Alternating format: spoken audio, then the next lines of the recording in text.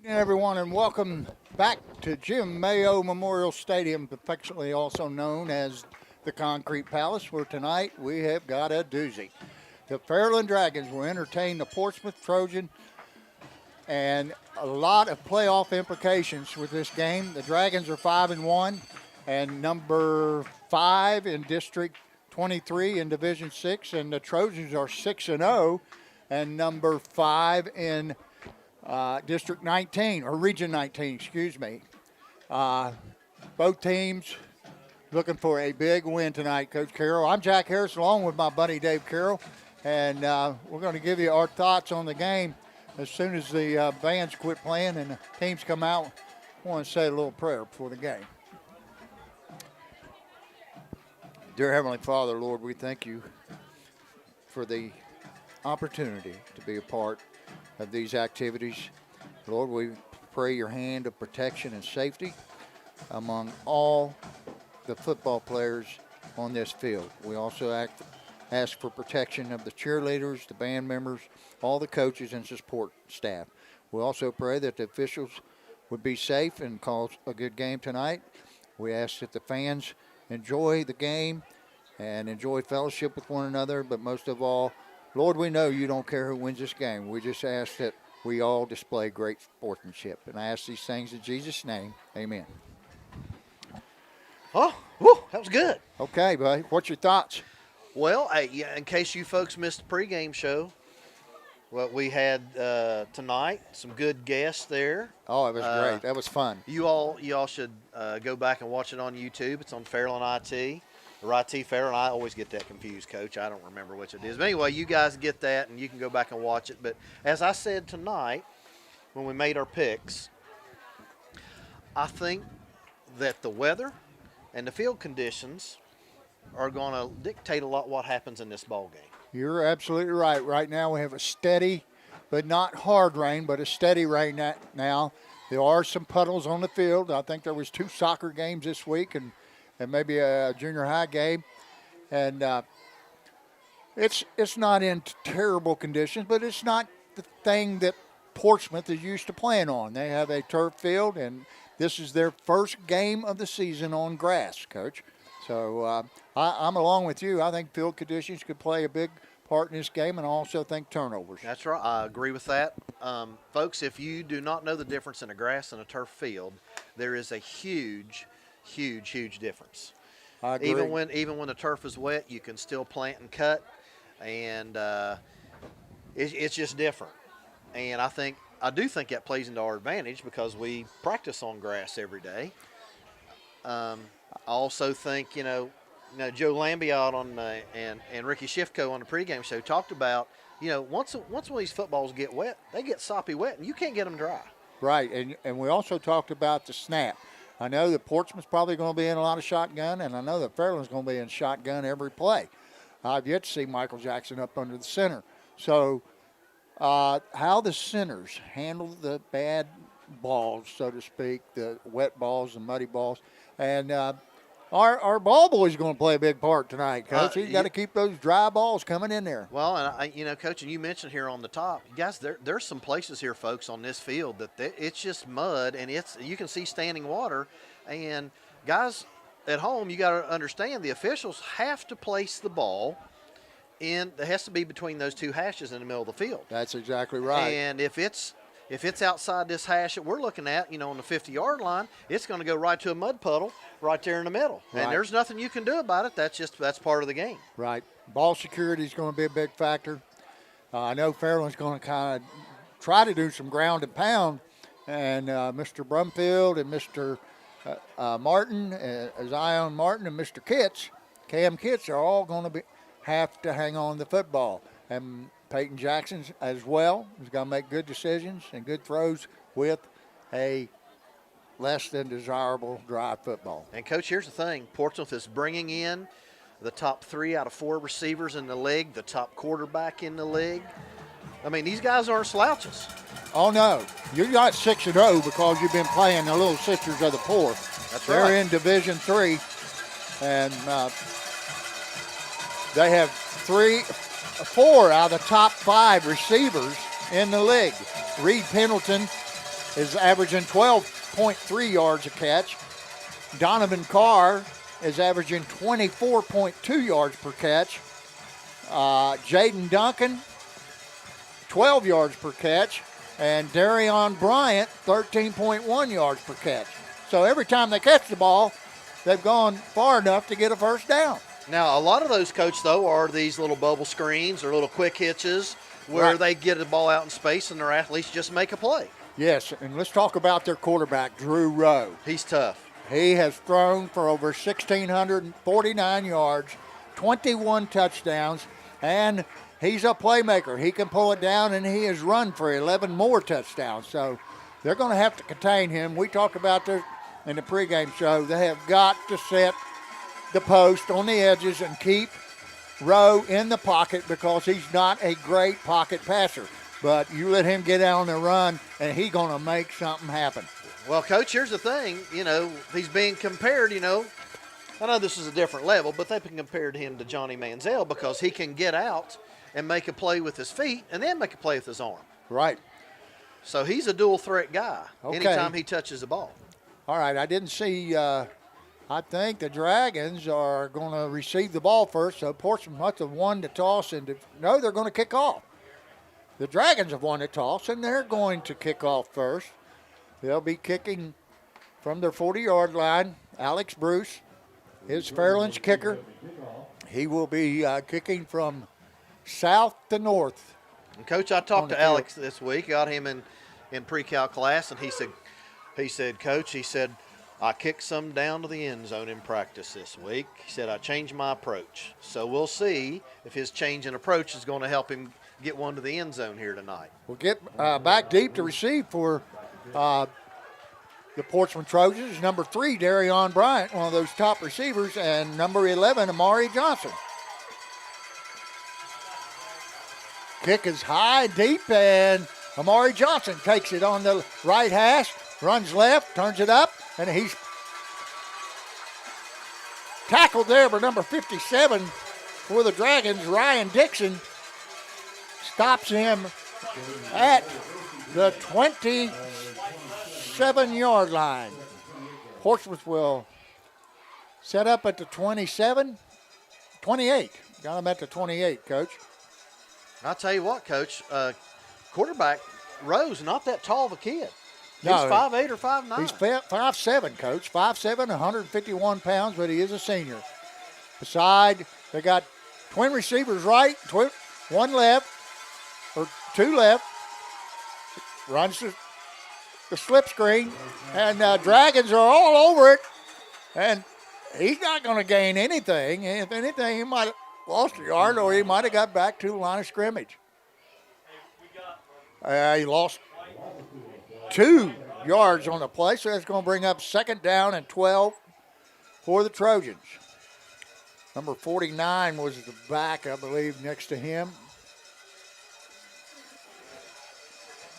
That's 45, Bo Hammond. They're in the pistol, twin receivers. Rowe takes a snap and sprints out to the right. He's looking, he throws over here. And number 80, I think that ball hit the ground, but he's calling it a catch. So that's going to pick up about 6 yards, 7. It's going to bring up 3rd down and 5. Ball sitting on the 33-yard line, 11 minutes and 26 seconds on the running clock. Dragons in their 4 deep. They got twin receivers right and left. Rowe is in the pistol. Behind him, Bo Hammond. Rowe takes a snap. He's looking, throws quickly. A little hitch pattern to number 10. Nice little quick hitch. Yes, Dante Hamrick. 5'6", 36-pound senior. And that's good for a first down. Gain of 10 on the play. Ball sitting on the 43-yard line. He does get rid of it quick. He does. Throws a nice ball. This time, Hammond is going to be offset to the right. Twin receivers right and left again. Drew Rowe. And we got a penalty. I don't know what we have. We have an illegal procedure. Somebody must have lined up all sides. I think it was the right tackle. Number 71, Noah Carver. Big boy, 6'2", 295 pounds. Senior.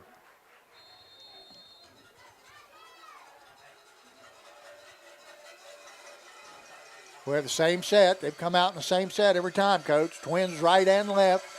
Hammond offset to the right with Rowe in the shotgun. He takes a snap. He hands this time, and he tried to run the read option, faked the handoff to Hammond. He kept it, and as soon as he turned to his right, he was Coach, met. that was great penetration by three of the front guys for Fairland. Just right through there. That was the kind of stuff that we thought was going to happen. They're going to lose 5 more, and that's going to bring up 2nd down and 20. They lost 5 on the false start penalty. 9:50 to go. Come out in the same set again.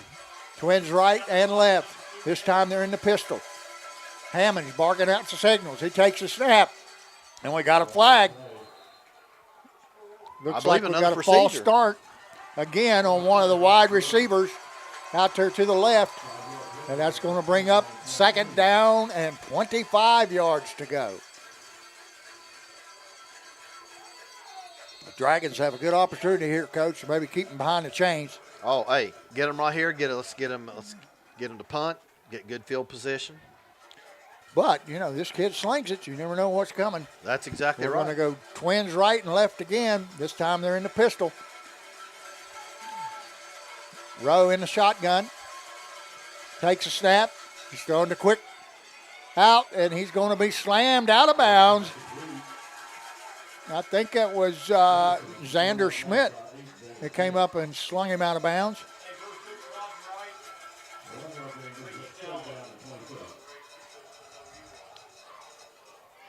Third down and 22 yards to go. Big down right here for both teams. Coach, this time they come out in quad receivers to the right. One left, empty backfield. Rowe barks out the signals. He's looking. They're putting the heat on him. He's trying to get away. He does, and he may keep it. Now he's going to throw, and it's offline. Tried to hit number 4, Donovan Carr. Carr slipped and fell, and the ball was way behind him. And, Coach, that's what's dangerous about that young man right there.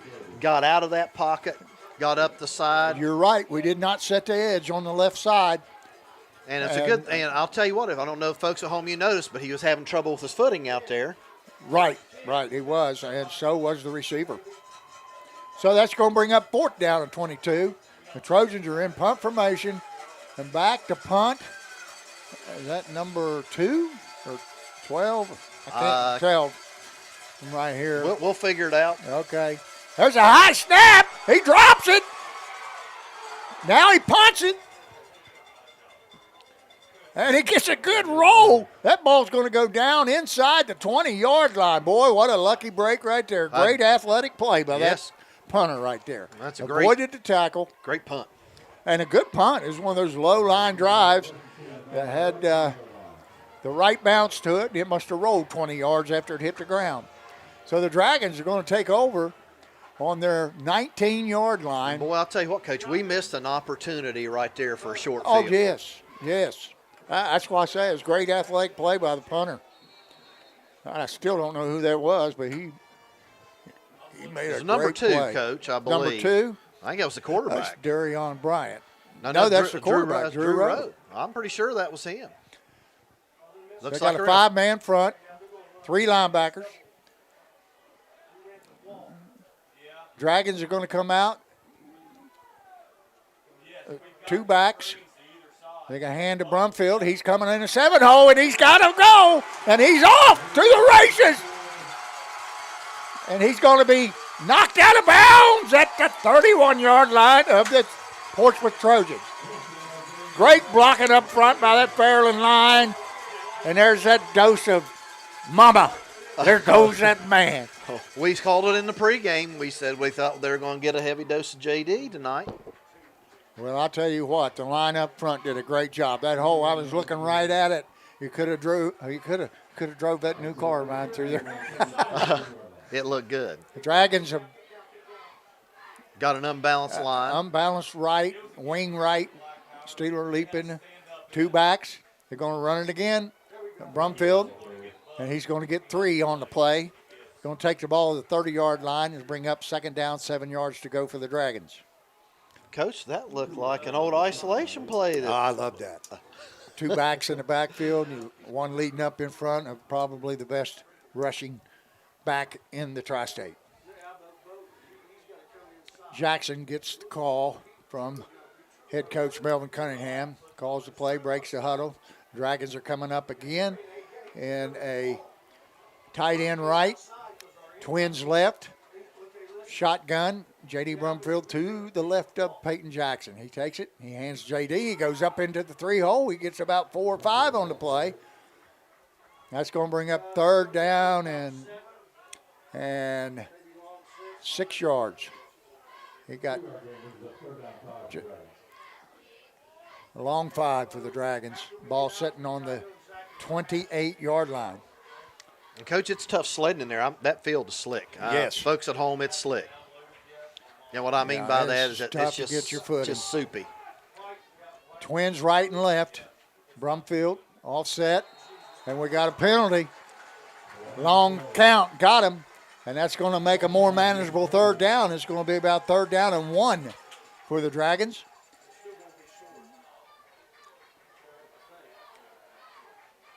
That moves the ball down to the 23-yard line.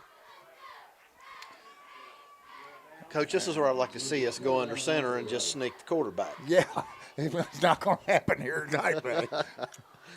We're old school, aren't we? We're old school. We're old codgers, old school codgers. Okay, Dragons come up, twins left, tight end right with a wing right. We got Brumfield behind Jackson in the pistol.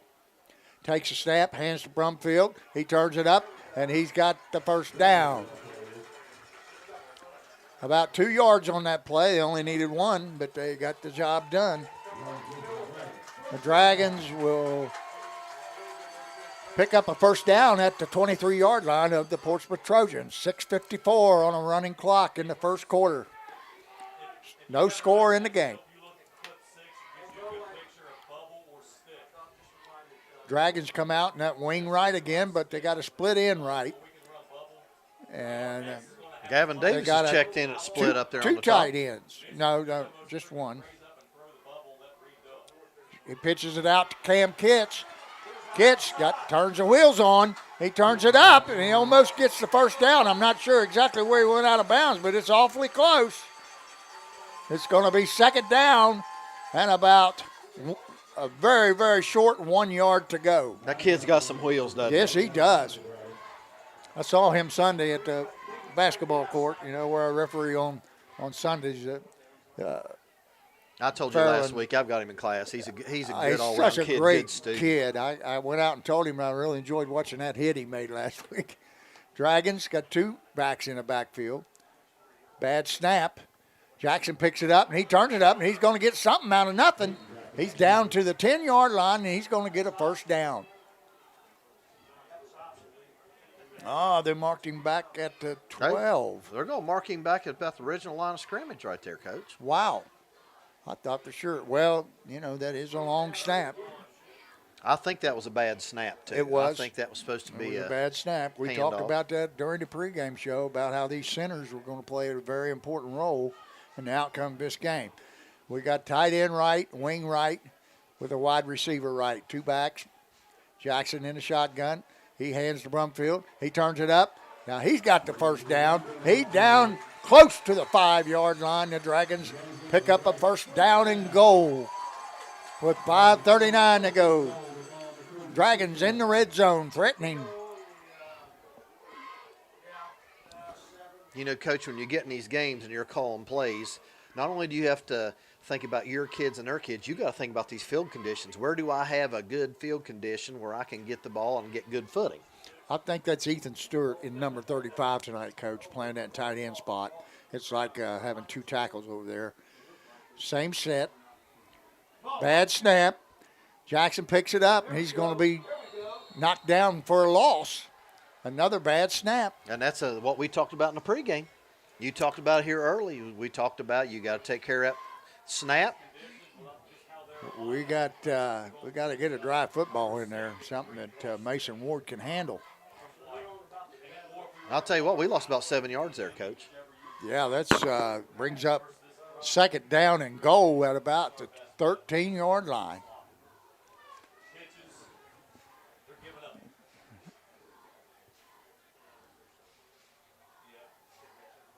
Another bad snap.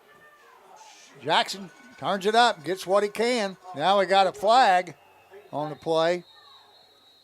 And Is it going to be a block in the back or a hold, Coach? I don't know what we got. Holding against the Dragons. That's going to push them back further. And, Coach, we've gone backwards the last two plays, and it's because of bad snaps. That ball has to be That wet. was another bad snap. That's 3 in this series. The Dragons are having a hard time. The Dragons have brought in some of their fleet-footed receivers here. Boy, we need a good snap here. We got 3 receivers going to the right, 1 left. Peyton Jackson in shotgun, offset to his left, J.D. Brumfield. Could be a screen here, Coach. There it is. Brumfield, he's got some room. And he makes it down to the 20 for a gain of about 4. I don't know whether they've got. Just couldn't keep his feet, Coach. No, he couldn't keep his feet. We got a 3rd down and goal at the 20-yard line. I'll tell you what, Coach. This is not even at a distance you kick. This is where you got 2 downs to get We're in the definitely goal. in 4-down territory. Yeah. You don't have to get it all here. It'd be good to get about 10, 12 yards. 3:43 on a running clock. Cunningham, I think he's going to let the clock run down. It's down to 7, 5, 6 seconds to go on the play clock, so they're going to call timeout with 1. So the Dragons called their first timeout of the first half. Got a lot of shout-outs tonight, but I'm not going to do anything until the end of the first quarter. We're probably going to need more time because I saw that list you had. Lord, Well, hey, we're going to turn the light on for you to read all that. Yeah, I'm going to have to. I've got a lot of people here that I want to say hello to, and thanks for watching. Coach, do you realize that we really do have people all over the country watching? All over the country. I mean, we do. I love it. I love that part of it, that we can be able to bring your hometown Fairland Dragons to you no matter where you are in America. That's right. And you know who we need to thank? We need to thank Armstrong Neighborhood Channel. And we need to thank Doug over there next door. Yeah, he had to do producer. all this by himself tonight. Well, I'll tell you Charlie what. Dennison's on vacation, so. Well, you and I were doing a pregame show and then running up here with stuff, trying to get it plugged in, ready to go. Well, I think you did most of the hauling there, big boy. Well, you did have to go to the restroom and get something to eat. Now, those are 2 important things. Oh, yeah, I hadn't had a bite since lunch. I told you I had a big lunch today. 3:26 to go in the first quarter. No score in the ball game. Dragons come out in a wing right, tight end right, and receiver right. 2 backs in the backfield. Xander Schmidt is going to take the toss, and now he's looking, wide open. Get it to him. Oh, my. That ball is heavy and slick, Wide Coach, I can tell you open. right now. Cam Kitts, there wasn't a soul around him. Xander could not get a good grip on the ball. That was probably 6 points on 4th down and 1. I think that was 6. But I'm going to tell you right now, Coach, shame. I think that ball was already waterlogged. Yeah. I think it's already waterlogged. I think he didn't get his footing underneath him good, and I think when he went to throw the ball, I think he kind of slid. Ball's heavy off all those key factors, just couldn't get it there. That was a great play call, though. Absolutely. That's one of my favorites, the old halfback pass. I don't know anybody that would do that. Yeah, Dragons come out and trips right. Single receiver left. Xander Schmidt to the left of Brumfield. That Brumfield? delay again? No, that's Peyton Jackson. Man, he's already some money. I can't read his number. Well, folks, we're probably going to not be knowing who making plays out there, especially from Portsmouth, because they have white jersey, and I already see a couple of them that you can't read the jerseys. Well, that's going to cost the Dragons 5 yards for a delay of game. And they come out in the same set, trips receivers to the right, one left, and Peyton Jackson in the shotgun. Beside him, Xander Schmidt.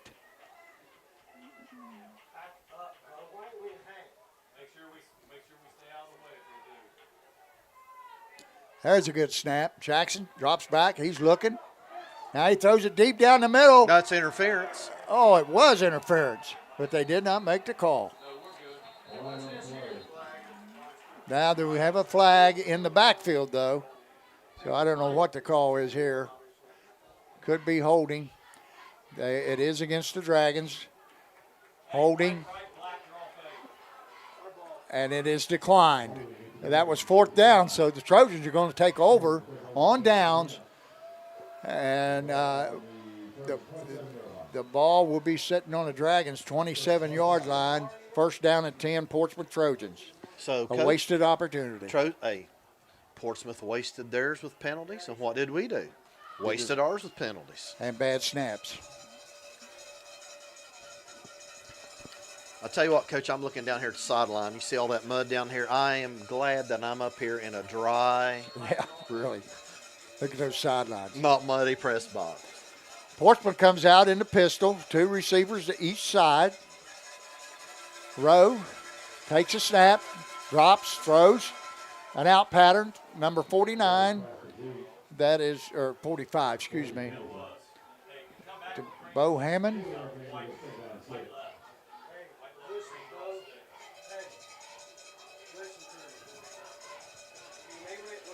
I tell you, Coach, I look up here and I look at that quarterback, and he is short. Right. Gain of 5 on the play, brings up 2nd down and a long 5. Twin receivers each way. In the pistol.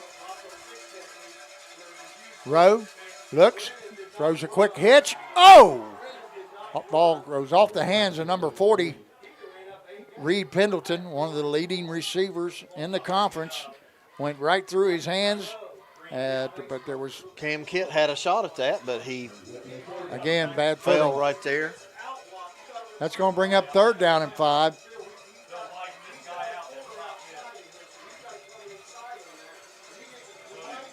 Same set again, twins right and twins left. The back is offset to the right. Rowe takes a snap, fakes a handoff, and slips and falls. And they're going to lose 5 on that play, and that's going to bring up 4th down and 10 yards to go for Portsmouth. And it looks like they're going to bring in the punter. That's number 12, Coach. Number 12, Tyler Duncan. No, you're right. Number 2, Darion Bryant. That's quarterback, Drew punter. Rowe. Oh, number 2? Yes, that's the quarterback. Not only does he throw it, but he kicks it.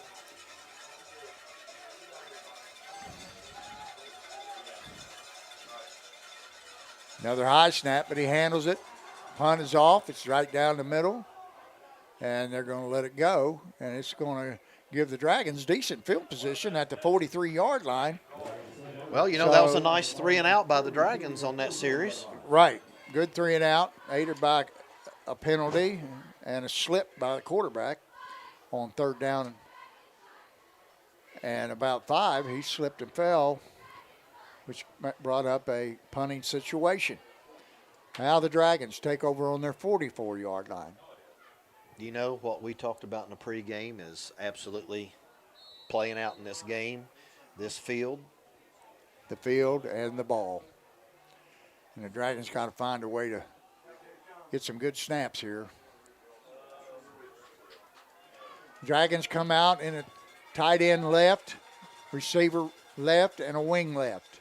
2 backs. A hand to Zion Martin. Got the hand off, but he is dropped for a 2-yard loss.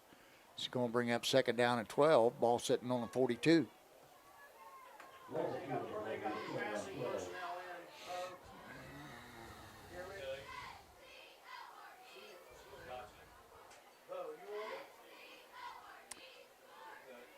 Second down, 12 to go. Dragons come out and trips left.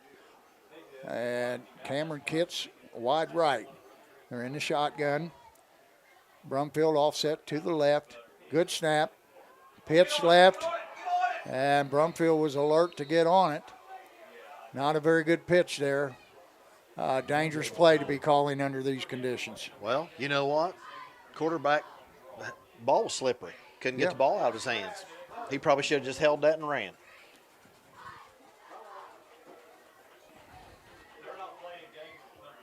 I don't know why we've quit running between the tackles. The Trojans in a 4-2, 5 deep. Dragons trips to the right, single receiver left. Peyton Jackson in the shotgun. Good snap. He looks. And they run the jailbreak screen to Xander Schmidt. And he's turning it on down the left sideline. He's going to be caught at the 25-yard line. Great throw and catch. And that's a great run through that mud. And he went through a bunch of it there, Coach. Big play for the Dragons. We'll bring up first down and 10 at Trojan 27 or 28-yard line. Coach, I believe Xander hit the 50 and put her in four-wheel drive. Boy, he is he's fun to watch. Trips right this time. Kitts to the left. Brumfield and Jackson in the backfield, and we've got somebody moved or somebody's offsides. I'm not sure. We've got a legal procedure on the Dragons. False start. Coach, this is starting out like last week. Both teams penalized how many times? Oh, Lord, it looked like a yellow polka-dotted field out there last week. Well, how many penalties have we had in this first quarter? Oh, at least a half a dozen. That's going to bring up first down and 15, and I think we got a timeout. Is that the quarter, Coach? Melvin's giving, is it? Yeah, no, there's 10. He's going to let it run out. Yeah, okay, I'm going to start out with some shout-outs here. These are some people that I've needed to shout out to and made requests for shout-outs, so I'm going to have a bunch. First is Miss Katie Marshall Mills, whose husband is Willie, played for us on that 93 football team. Fast as could be. And their son Marshall and Vivian, their daughter. Hello down in L.A., Lower Athalia. Right. And in Upper Athalia, the mayor of Athalia, self-appointed, Kenny Dillon and his wife Juanita, and their granddaughter Dylan, who I love watching play on Sundays. I want to shout out to Peyton Jackson's grandmother. She never misses a game. Becky Jackson. And another Becky who is probably the most ardent, avid supporter. And everybody knows her? Everybody knows her and everybody loves her. Becky Zimmerman, long-time Dragon supporter. Sons Tommy and Stephen. And she's the wife of the late Larry Zimmerman. Quick shout out to Josh Russell and his daughters Bailey and Riley. Love watching them play. I want to shout out to Kylie Bruce, John Buchanan, Adam Alton, Les Wilson, Issa Talaferro, and she's recovering very nicely from ACL injury. Adam, Les, and John are 3 basketball coaches, along with my daughter Ashley. And Kylie is a player that we saw her earlier tonight. Yes, she was on the show early. She's my refereeing buddy. Dragons take over. They're going to toss it to Jackson. He's going to try to get what he can around the right side. Got a flag. Oh, my goodness. I think it's going to be a hold. Holding against the Dragons. Man, oh, man. Well, give us a couple more while we got a penalty here. Doug Curry family. Late Doug Curry, great friend of mine. Member of the 1960 Untouchables. His wife, Mary Ann, daughters Carol, Julie, and son, Mark Curry. We're going to let it slide right there for a while. And we'll get back to some shout-outs later. probably at halftime. Okay. Back to the action. First down and 21. 22.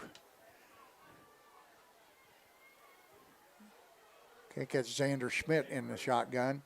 He's going to keep it. He's got a good block out there.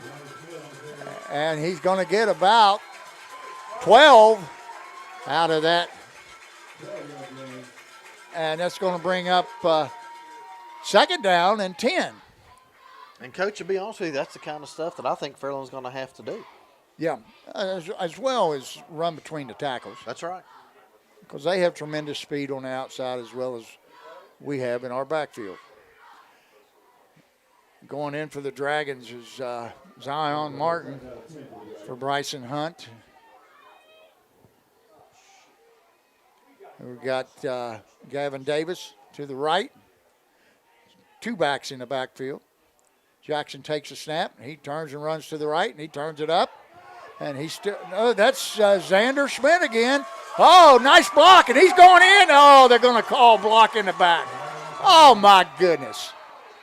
My goodness. Let them play ball, guys. Dragons have scored a touchdown, but it's coming off the board. And I couldn't see it, Coach. I was blocked by the window. Well, I'm telling you, I thought it was a good block. Guy turned his back the last second. You can't help that. If they go from the spot of the foul, it's going to be about second down. And I'm waiting for you to pull out your inner Dickie Martin and say that was a terrible call. Yeah, as Dickie would say, it's terrible. We could do the Charles Barkley. Terrible, man. Terrible. That's terrible. So that's going to bring second down and 1.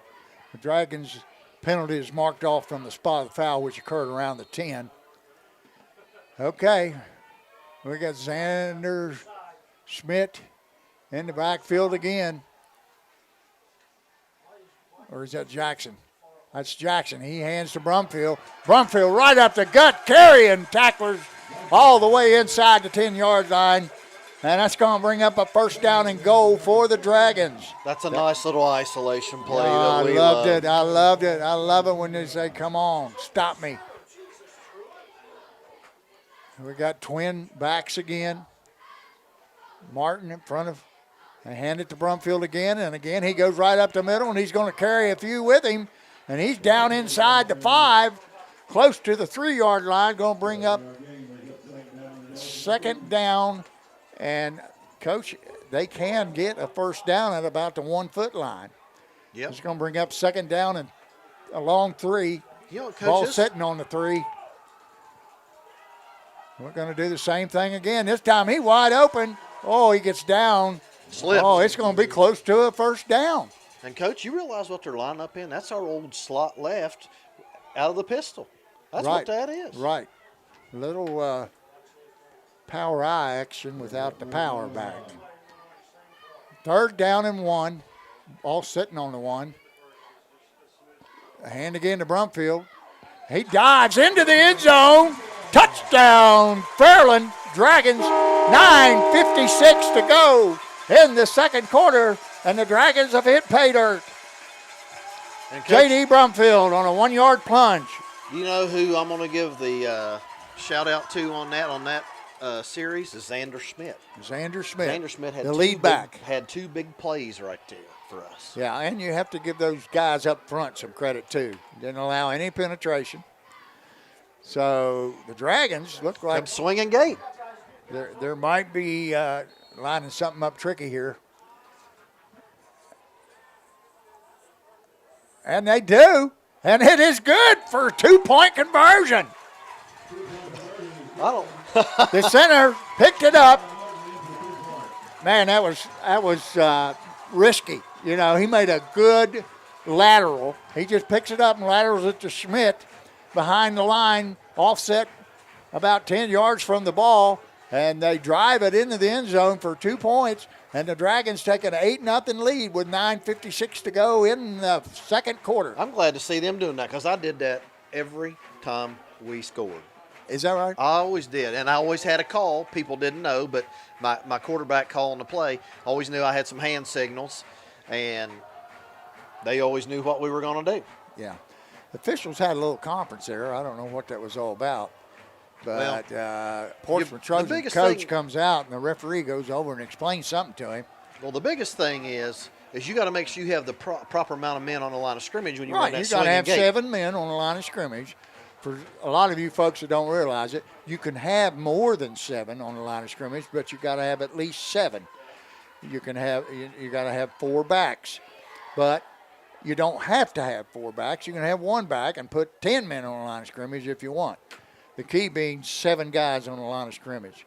So the Dragons are getting set to kick off. Alex Bruce getting ready to set down the ball on the tee. And pretty impressive drive right there, Xander Schmidt. A big run there on 2nd down and 22. He had 2 big plays. First down, 22.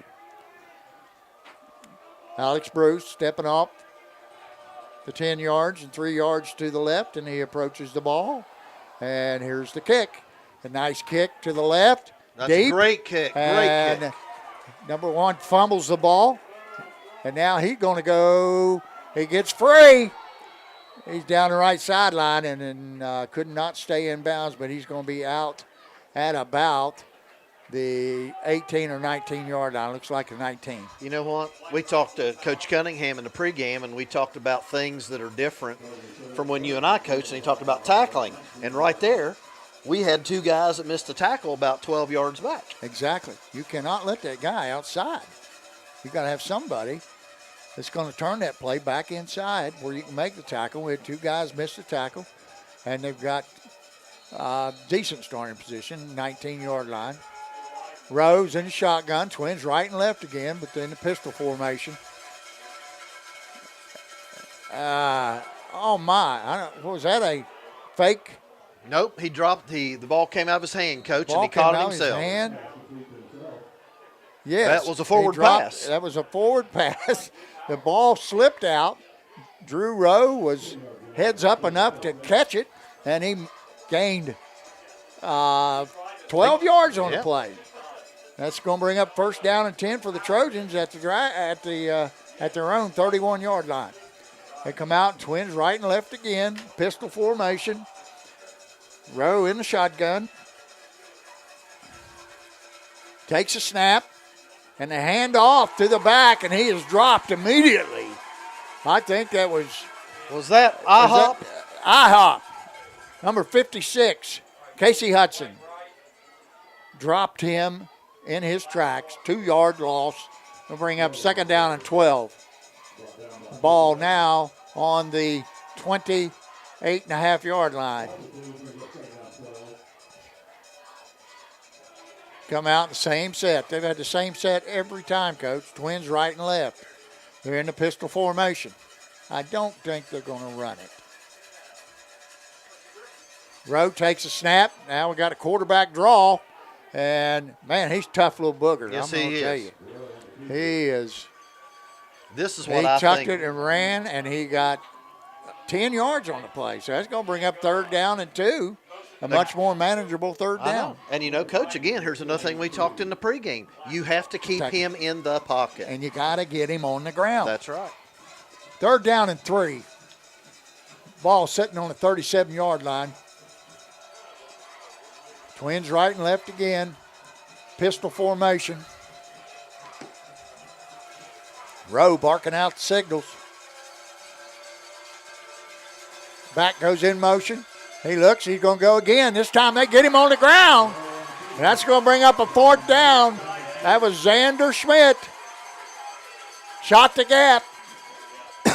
Got 2 arms around him and brought him down for a loss. 4th down and 3 yards to go, and they are going to punt. Coming in is, you got to be careful here since Rowe's a punter. He's liable to tuck it and go, Coach. Well, you remember what happened last week. We didn't watch that South Point punter and send the guy in. Got a 1st down on us. You got to set the edge here. He takes a snap. He looks. He punts. Nice punt. Good punt right down the middle. Steeler leap.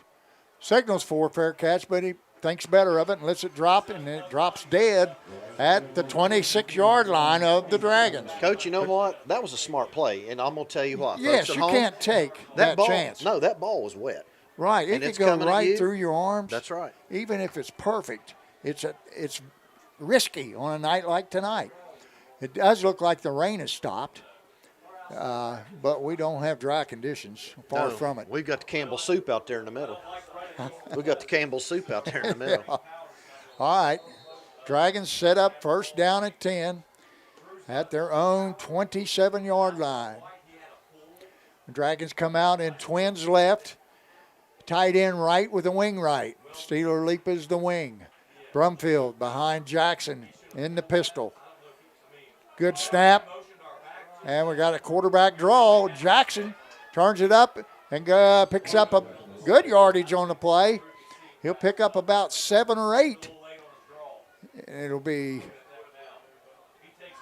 second down and 3 yards to go for the Dragons. Ball on the 33-yard line. Coach, this is what we got to do. We got to run it right straight at him. Absolutely. We need a little dose of JD. Or Xander. I like Xander. I like Kitts. We got all kinds of weapons. Yes, we do. We got twin receivers right. Hunt and Schmidt to the right. And they're going to run it to the left. And J.D. Brumfield has got enough to pick up the first down. Got 4 yards on that carry, and that's going to move the chains for the Dragons. First down and 10, ball sitting on the 39-yard line. Well, Coach, I expected this to be a long game tonight with all the passing, but the ball's on the 38. Everybody's running the ball.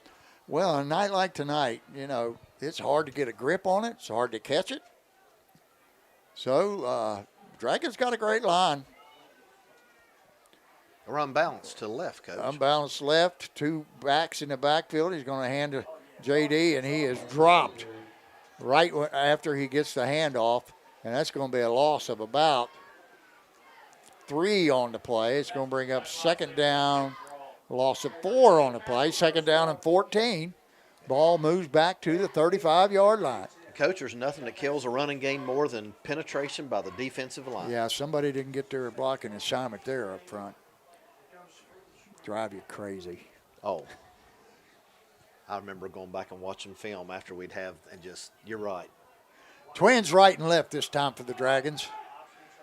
Brumfield offset to the right of Jackson, who's in the shotgun. He's barking out signals. Good snap, drops back, looks. Now we've got a penalty flag. Got a receiver out there, and it is incomplete. Too long for, I believe that's Gavin Davis, the intended receiver. Sideline warning. Sideline warning will not cost you any yards on the first one, but after that it can cost you 5.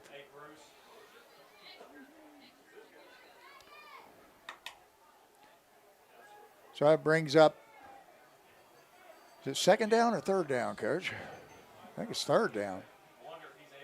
I'm not sure. I think it's third down. It is. Now he flips the down marker. Third down, 13 yards to go for the Dragons. Now they're crashing as soon as they see Reed bubbling. They're crashing, and Darion's going to push grab. So Reed will catch the bubble, he's going to get killed. So if that guy's reading Reed may as well get Got about 7 So we got seconds, trips Coach. to the right. 4. There's a snap. Jackson drops back. He looks down the middle. He's got leap wide open, but he overthrows him. Oh, man, that would have been 6 right there. Oh, my. We also had Bryson Hunt open on this hash over Right. here. Nobody around. We're going to him. have to go back to that here sooner rather than later. It's 4th down, 13. I believe the Dragons are going to bring on the punt team. A lot of fresh, clean jerseys coming in. Man, that was open. Oh, we got one dirty one out there. JD's still out there. Listen, people, we have the coaches right next door to us, and one of them ripped off JC, and I apologize for that.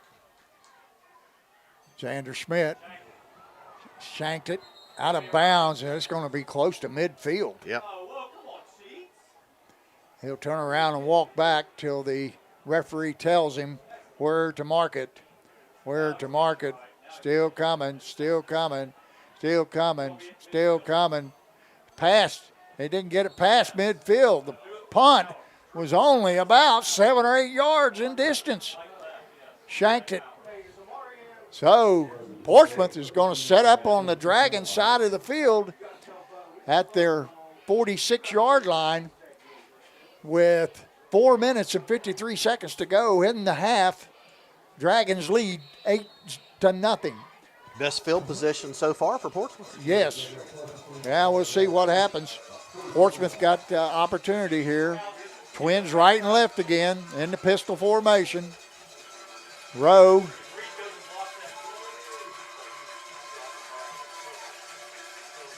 He takes the snap. It's rolled back to him.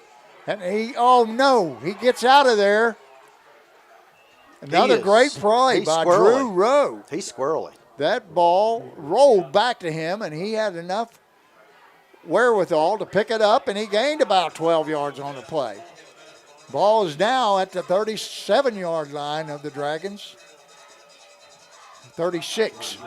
And it'll be first down and 10 for the Trojans. They're 36 yards away from pay dirt here with 4:29 and the clock running. Twins right and left again. Pistol formation. Rowe barks out the signals. There's a snap. Good snap. Quick screen out. And he's dropped in his tracks. Great play there by Xander Schmidt. They're running that quick stuff. And it's just not working against the Dragons. Coach, really the only yards they've gotten is Drew Rowe. Drew Rowe. Up exactly. the middle. I mean, he's the guy. The quarterback draw, and the quarterback just picking it up and going with it. And that was a loss of a yard, maybe 2. Bring up second down 11. Ball on the 38-yard line. Now they have trips to the left this time. One receiver right.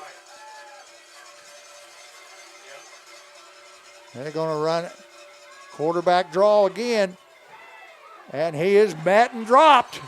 And there by number 54. That's R.J. Ward on the tackle for the Dragons. And Coach, that's great. That's great pursuit down the line of scrimmage. Yes, it is. Another yard loss on the play to bring up third down and 13, long 12. We'll call it 12. 3:05 to go in the half. Dragons leading 8-0.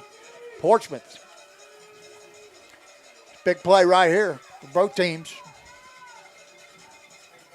Well, I'm sorry, Coach. This is 4-down territory for me in conditions like this. And this if he gets any yards here. Yeah, trips right and left again. Or, excuse me, twins right and left.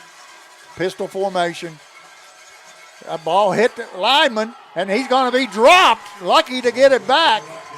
Boy, those centers are having a hard time. Boy, we predicted that one right, didn't we? Yes, I mean, that ball hit him in his own left leg. He just could not get the ball up to the quarterback, and that's going to bring up a fourth down and 15. I don't know what they're going to do here. Looks like they're sending in the punting unit. You know what? That's the thing about experience. You got a lot of experience sitting right here, and we called this game before it even started. That's what two old codgers will do. I reckon so. Okay. Dragons are forced to punt after Trojans got the ball on the Fairland side of the 50. Rowe punts it. Another good punt. Nice spiral. And going to let it drop, and it goes into the end zone. The Dragons will get the ball on the 20-yard line. We got lucky on that one. That was a great punt. Did you see that ball? That kid has got some talent. Wonder if he plays basketball too. I don't know. If he does, he's probably a point guard. Point guard, yeah. And if he is, he's probably got pretty some good. wheels. Yeah, I would say he's a good athlete. And you know what? When we were doing the show, I watched him walk in, but I didn't necessarily see him down there. Right. With 1:43 to go, ball security is imperative right here. Absolutely. We got to hang on to it. It doesn't matter whether we go down the field and score. That'd be nice and great and all that, but the main thing is we can't turn it over right here. You talked about that earlier. You gotta take care of the ball and not turn it over. Right. Ward is the center. We've got trips to the left, one receiver right. Jackson in the shotgun, takes a snap. It's a good snap. He throws it, and he's got Xander Schmidt keeping his feet all the way out to the 48 or 49-yard line.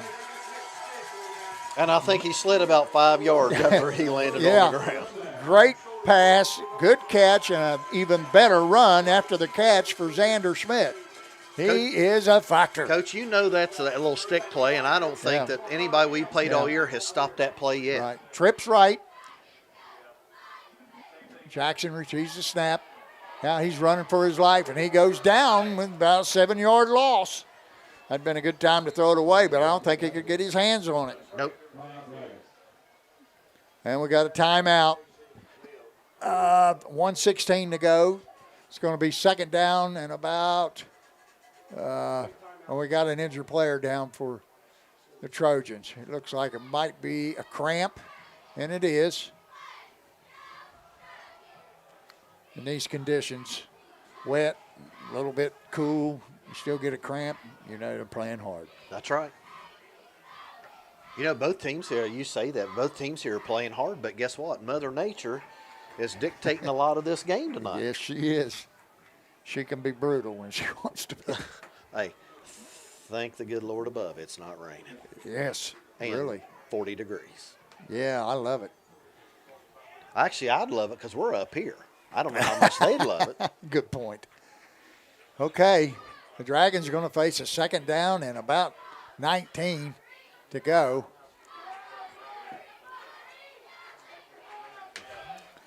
Well, that number 74 is a big feller, isn't he? I think he's the one that goes like 3-something. He's a healthy young man. 74. That's old Adam Nick. Charles. No, that's Nick Knight. Huh? 74, that's Nick Knight. Oh, I was looking at the wrong side. Nick Knight. Now, 400 pounds. Hey, let me tell you what. He's a good young man. Yep. He really is. Dragons come out, trips right, single receiver left, in the pistol formation. Brumfield behind Jackson. Jackson, good snap. A little toss to the right to Brumfield. Brumfield looking for running room, and he jumps over one, avoids another, and he's run out of bounds at the 45-yard line. That was gonna bring Xander. up. Huh, was that Xander? Xander Schmidt. Xander? I believe that was Xander. I think JD was lead blocking for him. Well, anyway, I think. that's going to bring up about third down and 12 for the Dragons. And, Coach, look where we're placing the ball. You folks at home, look where they're placing this football. Yes. Right on the hash, in the right mud, on the 45-yard in line. the slop. Here it is. Good luck. Oh, it brings it up a yard to the 46. Bring it up third down and 12. Dragons trip receivers to the left, one receiver to the right. Peyton and Jackson in the shotgun with Brumfield to his left. Good snap. He rolls out to the left. He throws the pass out there to Xander, and he's got, looks to be the first down. And that is the first down. Ball at the 42-yard line of the Portsmouth Trojans. Boy, Chris Hunt's got a critical job tonight, He doesn't he? does. He sure does. And, Coach, on that last pass, that was just a flood pass. He rolled him out, hit the receiver underneath, had two blockers out in front of him. It's a good call. The Dragons have executed pretty well, except for a few bad snaps in that first quarter. If they get the ball back to Jackson, the offense has been running pretty good here. We got trip receivers to the right, one to the left. Brumfield to the right of Jackson. Good snap. Another pass. Oh, that's a flag. They're not going to throw it. They're not going to throw it. Looked like the defender got there a little bit ahead of the ball, but it's going to bring up second down and 10. The Dragon fans showing their dismay over that non-call. They bring up second down and 10.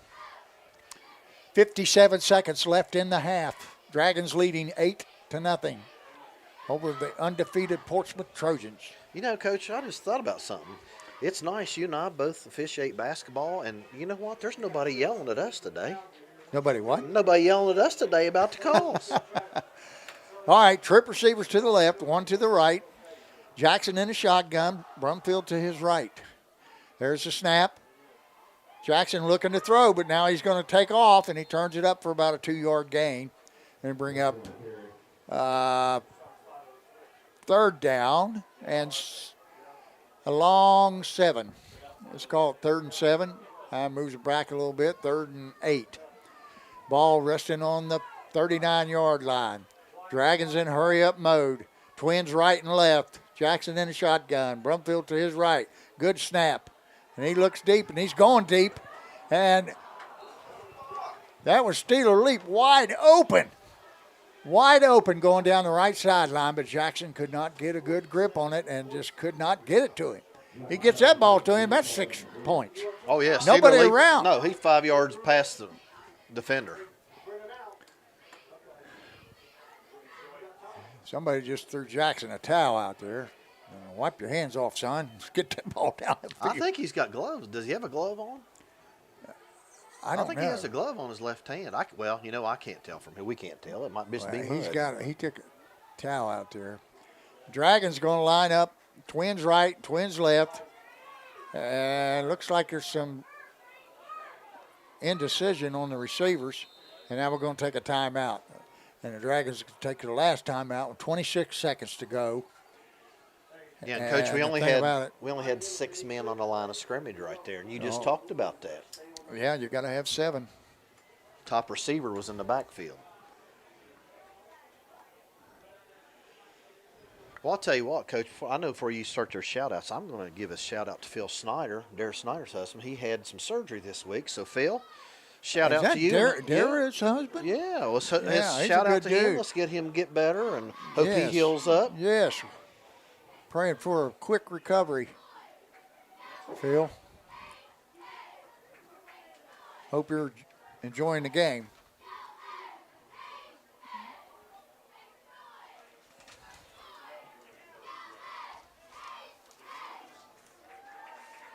All right, the Dragons going to break. Get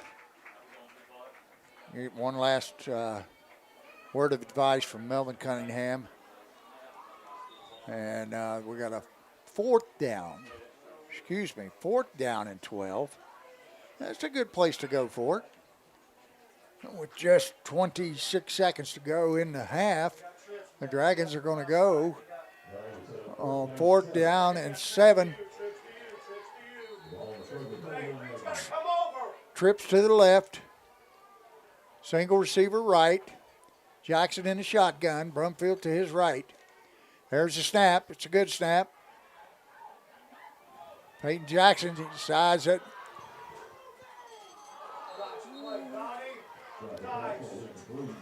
18 seconds. The pass is incomplete. Intended for, I think is that Bryson Hunt? I can't tell if that was him or is that Cam, but I'll tell you what. Okay. That's got it. That's daggone good coverage, Coach. That defensive back, I don't know who that was, but sure did a good job over there, coverage.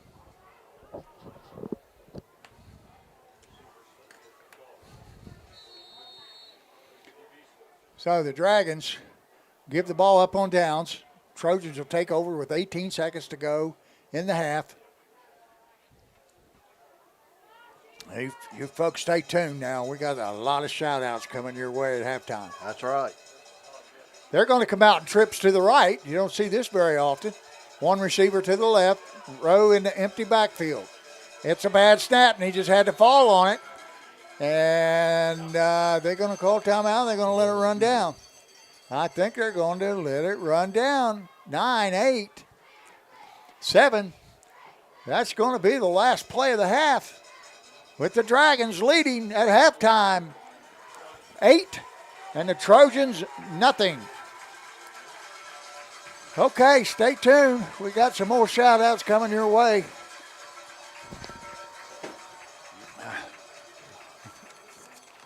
That was a very entertaining first half. Pretty sloppy because of field conditions, but that's what we predicted on the pregame show. All right, a few shout-outs. I got some people from Columbus and Florida. I want to shout out to Rob and Debbie Stife from Columbus. That happens to be Steeler Leap's favorite uncle. Really? That's what he told me. And another uncle, one of the best athletes to come through Fairland High School, J.D. Leap down at Fort Myers close. I don't know if he moved into his new home or not. But hello, J.D. Hope you're tuning in and enjoying the ball game. I got one from Colorado Springs, Colorado. Woo. Yeah, Bill Wolf. Bill Wolf is the brother of Rena Allen. He wrote 3 books about basketball, a red-headed basketball player that is just unbelievable, Coach. I hope you get a chance to read them. I gave them to John Buchanan. He loved them.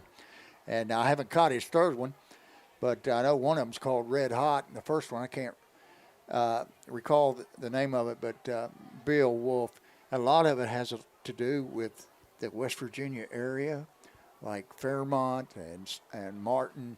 I can't recall them all, but it's very, we can relate to all the stuff. There's a Cannon Park in there. It's got all kinds of stuff. It's about Bill's childhood and this red-headed freshman that moves in from Ohio to, I forget the name of the school. But anyway, if you get a chance to read these books, I hope you do, because you won't want to put them down. Bill Wolf from Colorado Springs, Colorado. Bill, I know you're tuning in, and big hello to you, and I want you to know I really enjoyed your books. Okay, Coach, time for you to do something. Well, let's just get back to our normal. First of all, let's say hello to Mary Johnson and Tom. I know they're listening. You know, she nicknamed us the Codgers, and it's kind of stuck. So we'll say hello to them. We'll say she loves us. I know it. Shout out to my nephew down in Birmingham. Maybe he's listening tonight. And niece Elizabeth had a birthday last week. Give it to her. And of course, I can't forget my kids. Sure. Nick, he's down in South Carolina enjoying that nice warm weather. I've got Isabella's home again this weekend. Bren's out working tonight, so. Well, I've got. I want to shout out Chuck Wentz for keeping us dry during the pregame. He's the one that erected that tent. You know what? We should have thanked him on the pregame show. Yes, buddy. Chuck, we thank you. Fine cross country and track coach, as well as wrestling coach for the Dragons. Yep. And you know what? Guy does a pretty good job. Yes, he does. All right, I got one last request, and this is, I went to pick up my grandkids. I picked up Stella and Cash and Lola, and I didn't get Rosie today. Her mom got her. My little Frankie June's at home. Hello to all you guys. But the 93 state football playoff team, I ran into Damian Southern. He said, man, how about giving us a shout-out tonight? And I said, okay. So I wrote down as many names as I can remember. For those of you I don't remember, I'm sorry. But we're starting off with Damian Southern, Worm Leap, J.D. Dinwiddie, Mark Hinkle, defensive coordinator for the Dragons. He was my tight end. I know, but you know what? J.D. Dinwiddie's head coach down in Asheville, North Carolina. And doing a great job. Yes, he is. Bill Cummings. Oh, he was a do-it-all for us. Kicker, he kicked a 44-yard field goal over at Tulsa. I remember. I was there that They didn't game. think he was going to kick. Jeff Gorby was our center. He's the current AD. Mike Jackson, one of the coaches for the Fairland Dragons, with my quarterback, J.D. Smith, T.J. Henson, great receiver. We ran 2 5-yard quick outs to him down at Williamson. 55 yards, touchdown. And after the game was over, the old man come in, and I thought, uh-oh, what's going on here? Did you get stuck on the railroad tracks down there? That's just all I want to know. He said, Coach, that's the best passing football team I ever seen. We passed over 300 that game. Josh Shortridge, Jonathan Casella, Kevin Dameron, one of our tackles, Tony Brammer, Todd Taylor. He was a backup quarterback and played defense for us, and he did a few other things for us. Good kid. And Ryan Hager and Jonathan Casella. Yeah, you can't forget them. Those are some good kids, I want to tell you. Well, I'll tell you what, Coach. I got one more shout-out. Go with it. And you asked me who that was, and that's Miss Montgomery. So we're going to give her a shout-out. She's supposed to be out there listening tonight. So, Miss Montgomery, hello to you. Okay, we're going to take a little break here. There's 14 minutes and 30 seconds to go in this halftime. Portsmouth band. Oh, you know what, Coach? I almost forgot. We haven't done this yet, and we have you better do that. Oh, I'm going to take a little break. all right. Well, folks, I'm going to introduce the cheerleaders because we haven't talked about them all year. So I'm just going to read them off here real quick and let you know we've got Lexi Steele, who's a captain. She's a senior. Maddie Workman's a captain. She's a senior. We also have Holly Shavelhood and Jalen Gerald, seniors. Your juniors are Ryan Henry, Casey Adkins, Brooklyn Hall, Amelia Butler, and Mackenzie Maynard. Sophomores, Katie Stitt and Kenzie Ray. Freshmen, Mary Kate Porter, Lily Rickard, and Jenna Picklesheimer. Those ladies do a great job. So, folks, we're going to take a break here and let you guys enjoy the bands and enjoy Mr. Carper. Had him on earlier the pregame show. If you guys didn't get to watch the pregame show, you all need to go back and watch that on YouTube. We had a great time, and we both just really enjoyed ourselves there. And you guys go back and take a listen to that. Let's thank, again, we want to thank Doug, our producer from the Armstrong Neighborhood Channel. And if you would, click on the IT Fairland, hit the like button, and subscribe. We appreciate you. We'll be back here in probably about 10 minutes. See you, folks.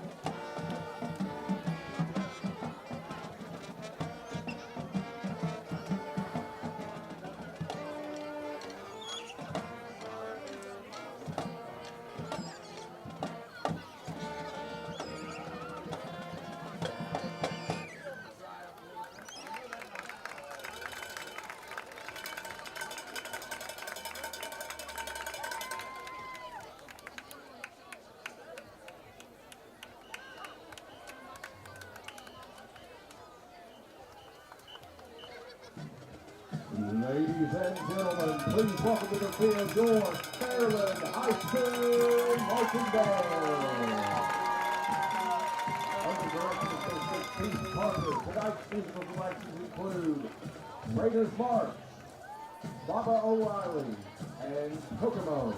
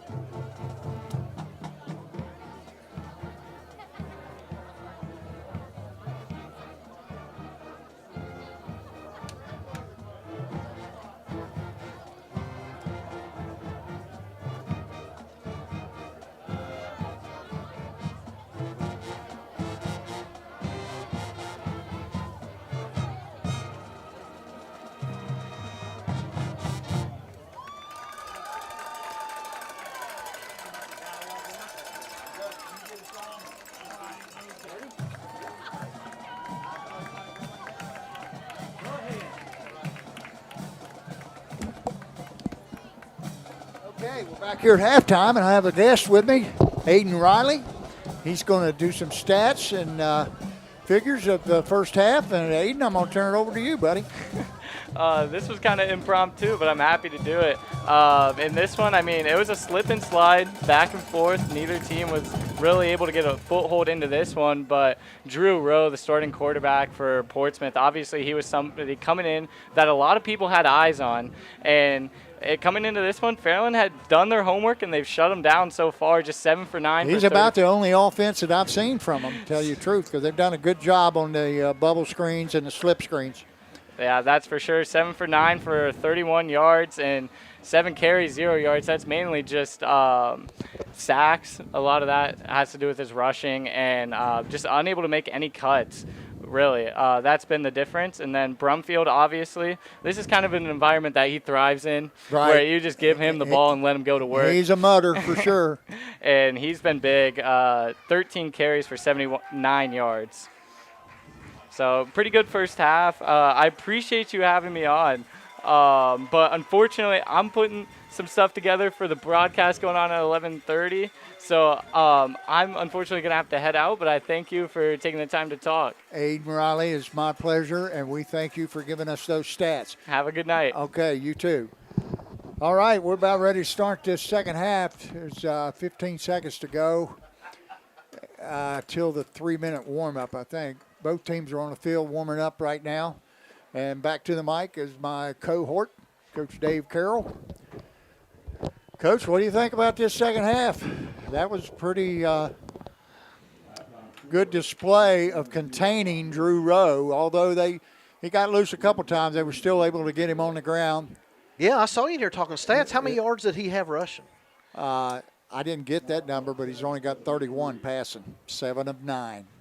31 yards. Well, and most of those 7 of 9 have been little quick dinks. hitches or The 5-yard outs or.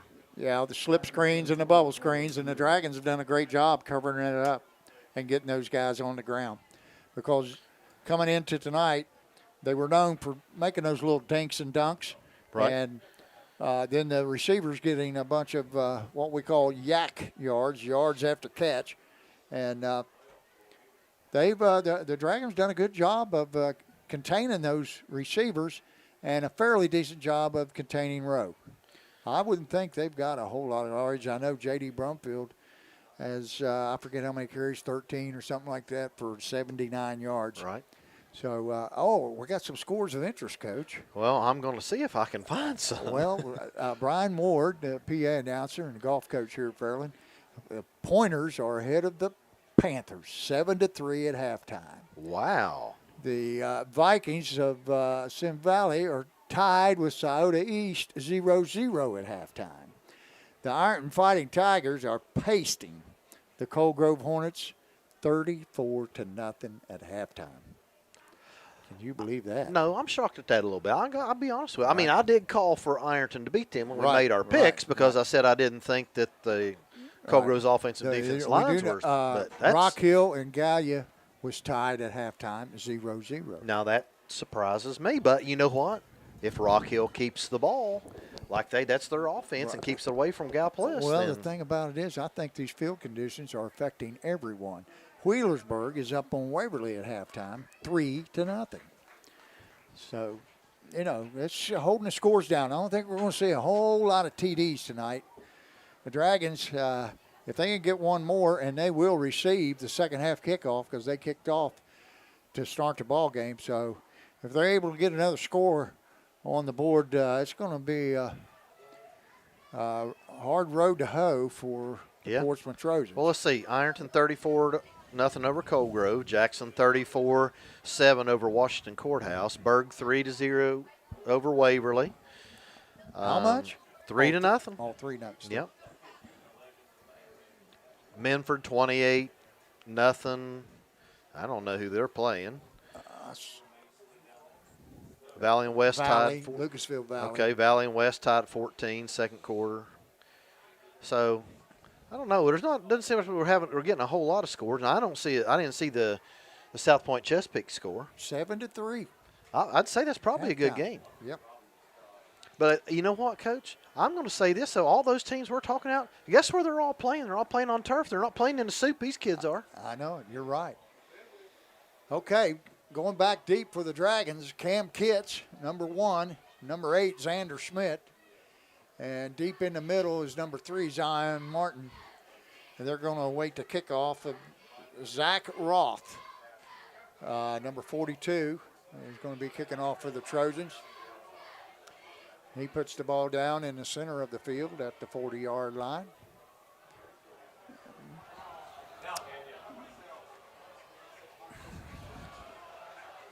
Oh, by the way, Coach, we need to mention our student section down there. It was just a total whiteout. Yes, and a lot of the fans. You see some green throughout, but a lot of white. Well, we got our whiteout T-shirts on. Absolutely, and they fit pretty good. Yeah. All right, here's the approach and the kick. It's down to straight to a pretty good return. He's still on his feet. He's still going. That's Cam Kitts. Broke loose out of the pack and went right and got a good tackle by number 3 there, Darion Bryant. Saved a touchdown. Hey, you know, that's a great open field tackle.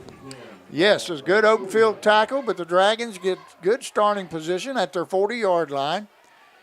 And here we go, 11:52.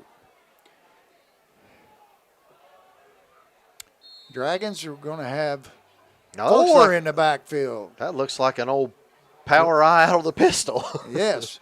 Hand to Brumfield. He's off the left side, and he is tackled immediately at the line of scrimmage, but he lunges forward for about a 1-yard gain. It's going to bring up 2nd down and 9 at the 41-yard line. Coach, did you notice our big boy 74, Nick Knight, is in the ball game? Oh. Well, now they're going to make some changes. They're going to bring in the Gazelles. We used to have a bull package at Ashland that was 2 tight ends and a big back, or we had the Gazelles. The Gazelles. The Gazelles are in now for the Dragons. They're going to go trips left, Steeler Leap, Bryson Hunt, and Xander Schmidt. Good snap. Oh, that was a great, good pitch, left-handed to Brumfield, but he was met as soon as he caught the ball by number 3, Darion Bryant, playing a great defensive game. Yeah, he did Closed quickly and met Brumfield just as soon as he took that pitch, and that's going to bring up a big loss of about 5. You know what? I'll tell you what. You know, Coach, you're looking at these pitches, but you're pitching that thing from, it's not like an old pitch we'd run. He's pitching that thing from 6 or 7 yards in the backfield. 3rd down. Jackson takes it. He's looking. Now he's going to throw deep down the sideline, and it's caught by Bryson Hunt as he gets both feet in bounds, and that's good enough for a Dragon 1st down. Oh, we got laundry on the field. Personal foul, face mask against the Dragons. Holy cow. Every time the Dragons give something pretty good, that was a great throw and catch. But all for naught. It's coming back, and it's going to go back 15 yards. Somebody got their hand up on the face mask of the Fairland Dragons line. Are we up to the same amount of penalties we had last week? I don't know what that penalty's only. Wait a minute, he's got to go back 15. Okay, now we're going back 15 from the line of scrimmage. I think we're going back 15. Now, was that Yep. after the play, or was that? No, it was during the play, so it's going to be 3rd down and forever. About 23 yards. No. This is 20. third. This is 3rd and Damaris Street. Yeah, 3rd and Damaris Street right now. 3rd down, 28 yards to go for the Dragons. Dragons are going to come out in a That's your slot, Coach. Your slot left with your pistol in the backfield. they're going to run the toss to Kitts. He turns it up. He's got some will. Here we go. There's again. another hold. flag. Holy moly.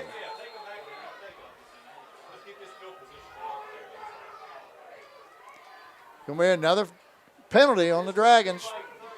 Man, I never seen it.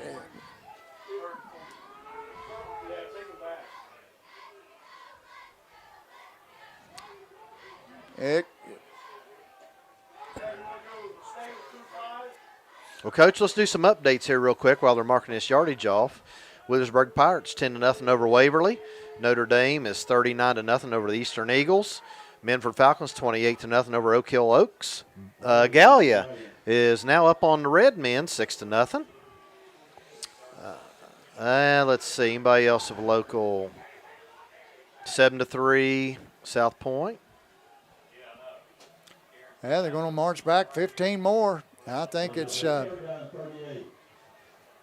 third down and Orchard Drive now, Coach. Yep. Third down, 38 yards to go.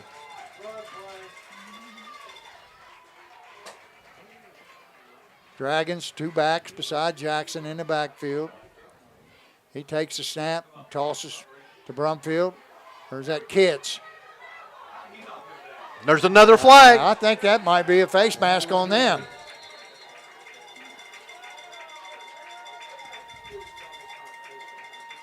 And if that is, that's a first down. Automatic first down. Personal foul, face mask on the Trojans. And that'll be 15 yards and an automatic first down for the Fairland Dragons. Boy, you're talking about escaping doom right there. That would have been about fourth down and 20-some. And now it's going to be automatic first down. I think it's automatic first down. It should be. No, they're calling it third down. Third down about 18 or 19.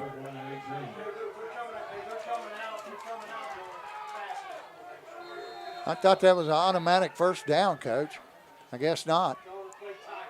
I thought all personal fouls were an automatic first down. Well, we got trips left. One receiver to the right.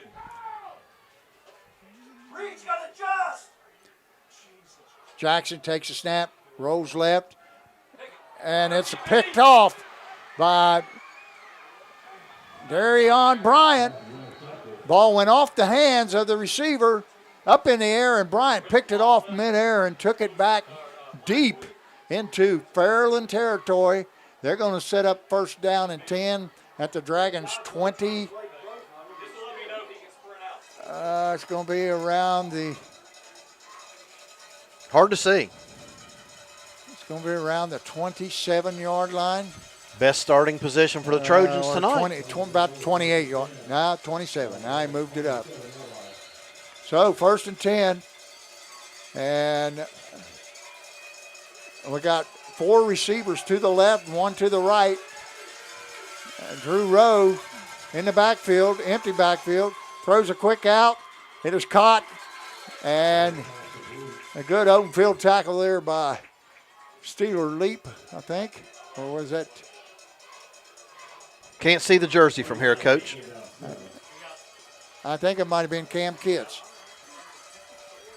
Yeah, it was.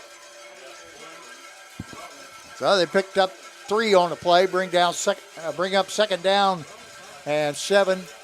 Ball rested on the 24-yard line. We got twin receivers right and 2 to the left. Rowe is going to tuck it and go, and he avoids a couple tackles, but he can't get away from Steeler Leap.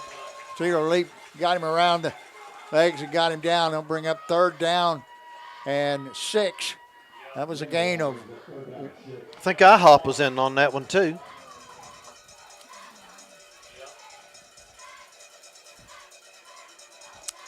Dragons done a pretty good job corralling Mr. Rowe tonight, who is the premier quarterback in the OVC as far as the numbers. Now we're going to have quad receivers to the right and 1 to the left. Empty backfield again. Drew Rowe barking out the signals. He takes the snap. He sprints out to his right, and he's going to throw out there, and they're going to get a first down. Did not have the outside receiver covered. That was number 20. I think 20.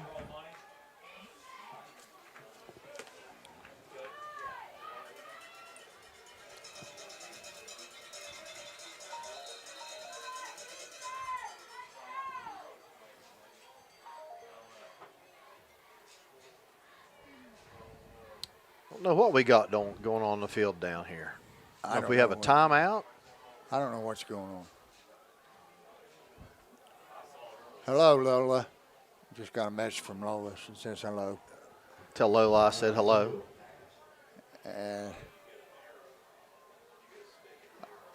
Rob Jones. I want to give a shout out to Rob Jones. He's our pastor down at Beulah Baptist, and he's always watching on Friday night.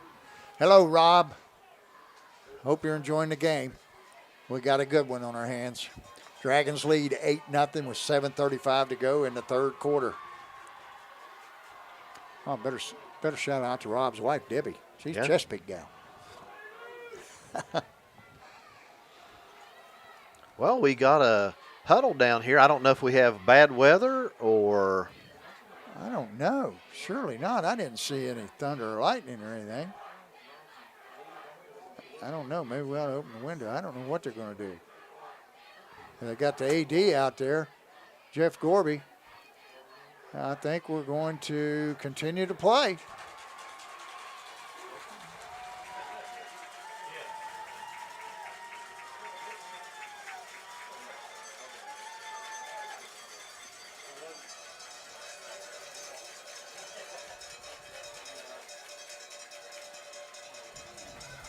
Al Melvin's got something to say to the official. He's going to walk Melvin back over to the sideline.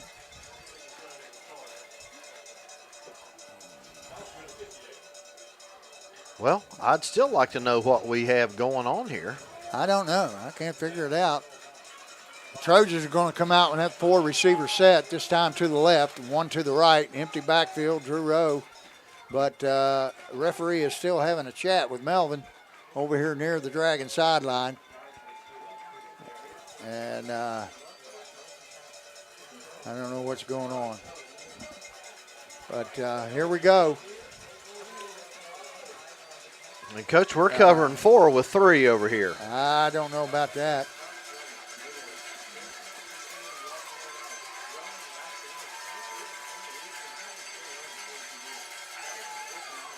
Going to run a little pop pass. Number 43. I think it's 40. No, it's 45. Bo Hammond.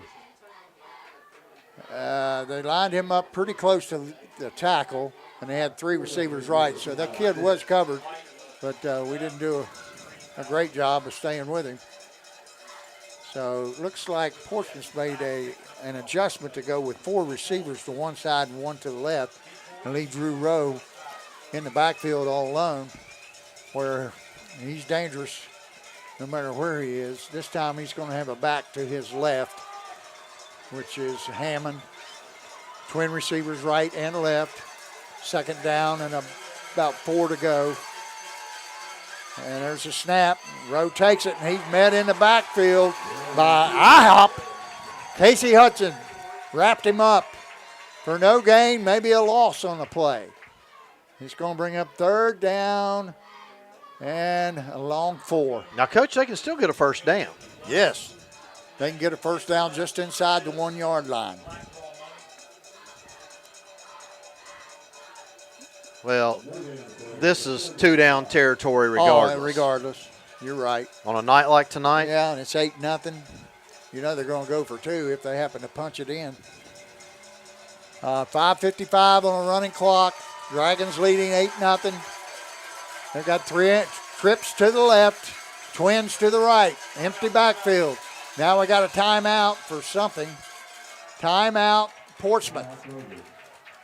Trojans going to take a timeout. 5:45 to go in the third quarter.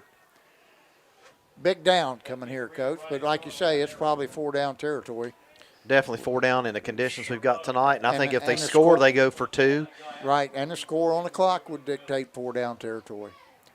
You're not going to leave it down here. Be a good time for a goal line stand. Absolutely. Absolutely. Or for a fumble or a interception. Yeah, pick. You know, I don't know if they'll run it down here. Unless they run the quarterback. I don't think so. I think they'll go to some kind of quick. They might go for that hitch pattern again. And well, like I said, they go those quad receivers, and they threw the pop pass, and that inside receiver coming off the line of scrimmage didn't get touched by anybody. That's why he was so wide open. right. And I had a linebacker covering him, so didn't have anybody up to bump him. Okay, here we go. 3rd down and about 4.5 yards to go for the Trojans. They're going to come out and twin receivers right, twin receivers left. Trips left. Trips left. Rowe in the backfield by himself. We got motion from the right. Now we have 4 receivers to the left. He looks left. And now he's going to throw a little pass over the middle, and it's broken up by number 27, Steeler Leap. Comes out of the left side, or the right side of the end zone, and sprinted hard to his left and knocked that ball away at the last second. So it brings up 4th down and 4.5 for a 1st down, and 4th down and about 6 for a touchdown. Now this is a big play Big here. play of the game coming up right here. Might want to check his quarterback here, Coach. He's in empty backfield again. Trips to the left, 2 to the right. Could be a quarterback draw. He looks, now he ducks, and he's taken down! Taken down! I think that is Xander Schmidt. No, J.D. Brumfield. J.D. Brumfield shot the gap from his linebacker spot, and he got Drew Rowe down for a loss. And Excellent that ball play. is going to be placed at about the 10, 12-yard line maybe. Let's see. About the 12 and a half yard line. Dragons going to take over on downs. Boy, what a big play that was. It was a great play. Dragons coming out in a wing right. And 1 receiver to the right, tight end to the right. 2 backs in the backfield with Peyton. Peyton hands off to Brumfield. Brumfield. And he's going to get about 1, maybe 2. And I'm going to tell you, Coach, whoever was playing that defensive end over there did a great job. Yeah, I'm going to tell you what, they play pretty good defense. I don't think you can be 6-0 just being an offensive team. They've got some kids that can run to the ball, and they got some kids that can tackle. Well, you can win games with offense, but you can win championship with defense. You know Attaboy. that. Good teams play good defense. In there 4-4, 3 deep. Dragons, same set. Hand off to Brumfield. He's got a hole. He gets through, and he's up to about the 20, 21-yard line. He's going to be about a yard short of the 1st down. That's going to bring up 3rd down and 1. Ball sitting on the 21. He's got to get to the 22 for a 1st down. And, Coach, again, that's our old slot with This would be a pistol. good. This would be good. Get the ball out here at least. Now we've got the same set to the left. 2 backs beside Jackson. Oh, now we've got an offsides. And that's going to give the Dragons a 1st down. With the penalty and the 5 yards, that's going to be more than enough. And the Dragons, that's twice tonight. Jackson's got them on the, we used to call that whiskey. Whiskey. That meant we were going to go on 2. Dragons Coach, come out in the same set. We're in an unbalanced line, Coach. Gavin Davis. Got two linemen on this side. Yep. Same set. They're going to hand off to Brumfield. He takes it. He hits the hole hard. He's still running. He's still going. He's carrying tacklers out to the 32-yard line, and that's going to be good for about 5 yards, maybe 6. Boy, he hit that hole hard, Coach. Yes, he did. Coach, we talked about him earlier in the pregame show. He had, like that kid just has worked his butt off, and he's one of the premier players in this whole area. Yep. Dragons come out in wing right, wide receiver right, tight end right. Two backs beside Jackson. Jackson he turns and tosses to Brumfield. And a great play by number, I think it's 40. Steeler Elite missed a block right there, Coach. Number 40. That's Reed Pendleton. Shot up through J.D. Brumfield for a loss. That's going to bring up, and lost about 6 yards. Going to bring up third down about 12 or 11. A long 11. Now we got twin receivers to the right and twins to the left. Brumfield to the right of Jackson, who's in the shotgun, and now we got another. No. Yep.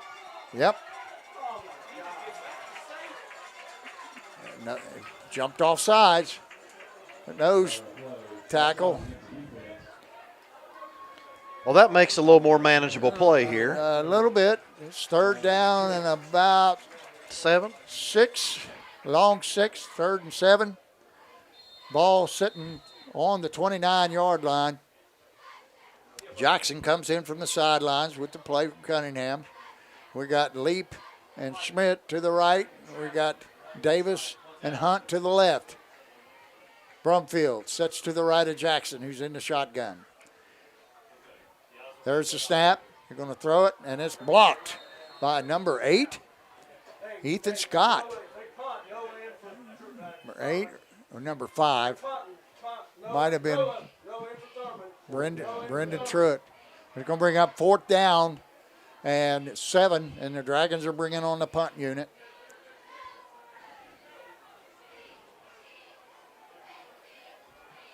Snapping for the Dragons, number 54. R.J. Ward. We got that wide right punt. Good snap. Kick is out of bounds at about the 50-yard line. Punt game has not been very good. I don't know, Coach. When I hear that sound, sounded like that ball was just full of water. I don't know if you heard it, but it's going to be actually at the 48-yard line of Portsmouth. Pretty good starting position.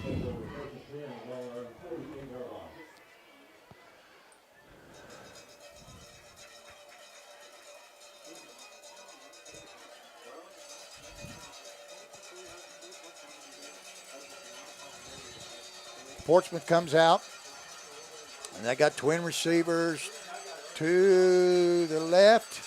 And they got 2 backs in the backfield. They might be trying to run this ball here. I'd say that Mr. Rowe is probably going to have a couple blockers in front of him. And he hands it to the tailback, and he's not going far. Matter of fact, I don't think he got back to the line of scrimmage. Matter of fact, they're going to. Coach, as so far this game, I think the only positive yards they have running is with the quarterback. I don't think anybody else has gained any yards. Right. Well, they're going to lay it right at the line of scrimmage. It's going to be 2nd down 10. Ball sitting on the 48. Riley Kazee on the tackle for the Dragons.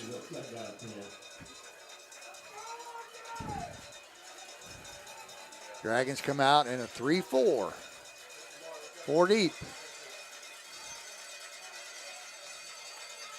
Twin receivers right and left. Snap. Rowe takes it, fakes handoff, rolls out to the right. And there's a kid wide open. Number 3. He's got it, and he's in the end zone. Darion Bryant. Boy, what a fantastic. He threw that thing on a rope. Yes, he did. Nobody around him. Well, we had looked like a defender sitting down on the ground. Oh. And I believe that's who was down on the ground. Yep, that's number 10. He's the defensive back. That's Bryson Hunt. I think he might have a cramp. I don't know what it is. Telling him to lay down. Yeah, he's got a cramp. Oh, that could be the reason that receiver got behind him if he cramped up. He cramped up and couldn't keep up, and he was wide open. You know what? He caught the ball running backwards, turned around and sprinted into the end zone, and now we got us a ball game. 8-6. 1:19 to go in the third give quarter. Portsmouth some credit. It's a good game. That's a good pass, good play. Yes, absolutely. Kid's not leading it. He's probably leading the area in passing yards. And really a nice player. Yes. Make sure he gets in the end zone. Well, I'm going to say they're going to go for 2. That would be my guess. Yeah, he was just talking about make sure he gets in the end zone. So it's probably going to be some kind of a quick pass.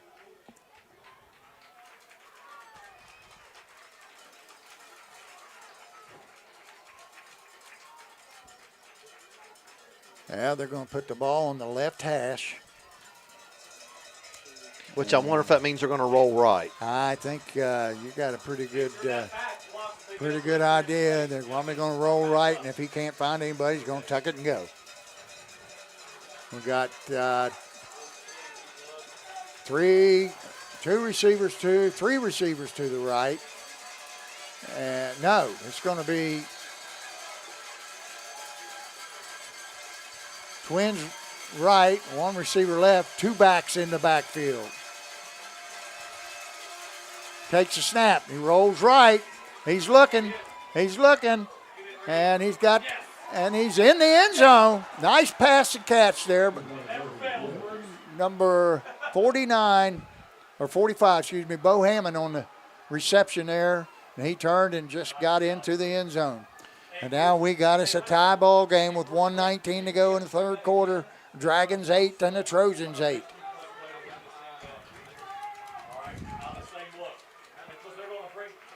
Oh, Nelly.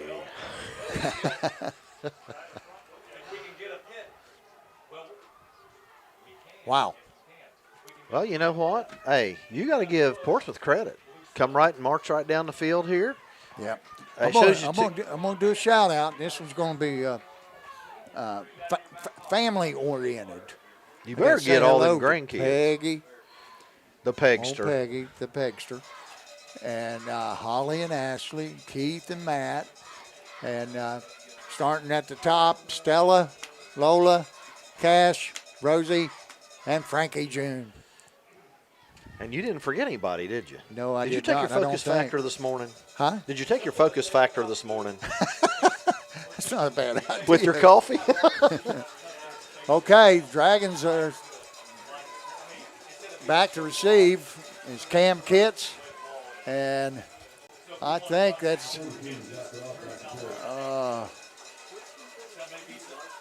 Xander Schmidt. And in the middle is Zion Martin. Number 42, Zach Roth kicks it off high, deep, right down the middle. Goes to Xander Schmidt. He hits the hole hard. He's got some room. He's got to make one guy miss. He's still on his way. Touchdown, Dragons! I don't see any laundry. I don't see any flags anywhere. Man, is that kid fun to watch. Or was that Steeler? Was that Steeler? Or was that Xander? I believe that was Xander Schmidt. Well, that's at least 2 I've seen him take back. 3, 1 got called back. And on for the extra point is Alex Bruce. Swinging And gate. they've got that swinging gate set up. Don't know what we're going to do here. We're going to run a pass out of this. Maybe. I think they're going to kick. There we go. There they go. The gate has swung closed. And now the Dragons are set to kick the extra point. Let's see how Mr. Bruce does And with his here's footing. Kick is up and good. Good snap, good hold, and a good kick. And the Dragons go right back out on front, 15-8, 1:06 to go in the third quarter. Man, what a ball game. I love it. Well, I'll tell you what. Didn't take long to score. The offense wasn't even on the field. Hey, There's nothing like special teams That's scores, right. Hey, brother. Coach, there's 3 parts to the game. You've got your offense, defense, and your special teams. And that was pretty special. That was. Man, he hit that hole hard over there. Well, but I And just I like. knew he had a chance, but I thought that guy was going to catch him and run him out of bounds there, he deep in just their kinda territory. Kicked that But into an extra gear right yes, there. he Did you see did. that? Man, that guy's got about 6 gears, I think. And I'll Xander tell you Schmidt. what. That was Darion Bryan, I think, that he got by here at the very end. I think that's who that was, and he's played a heck of a game tonight. Yeah. Quick kid, made several Oh, good yeah. tackles. Darion Bryant. All right.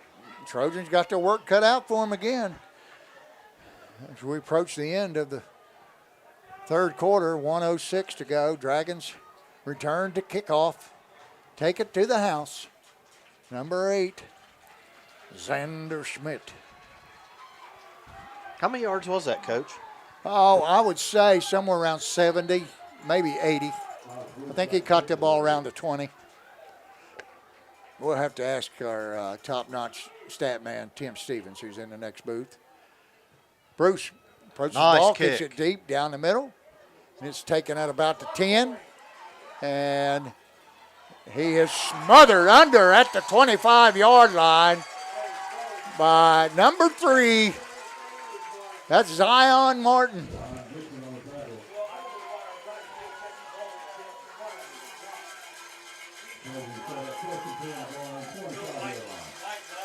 All right, Portsmouth sets up at the 25-yard line, first down and 10. Now they need to answer. The Dragons.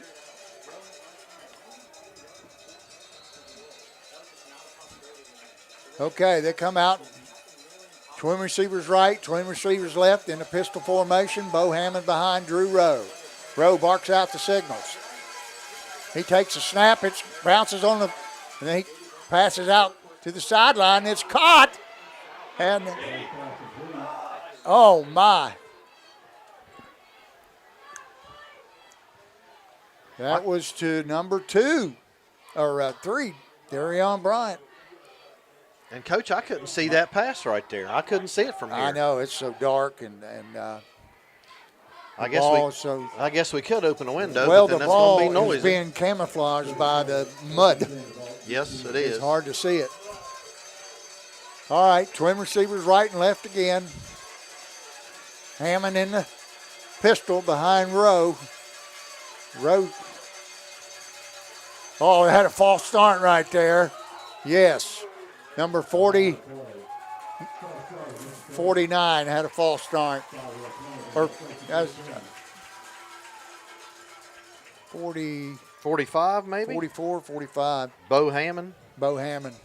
He flinched there a little bit before the snap. That'll cost him 5. That'll be first down and 15 at the 45-yard line.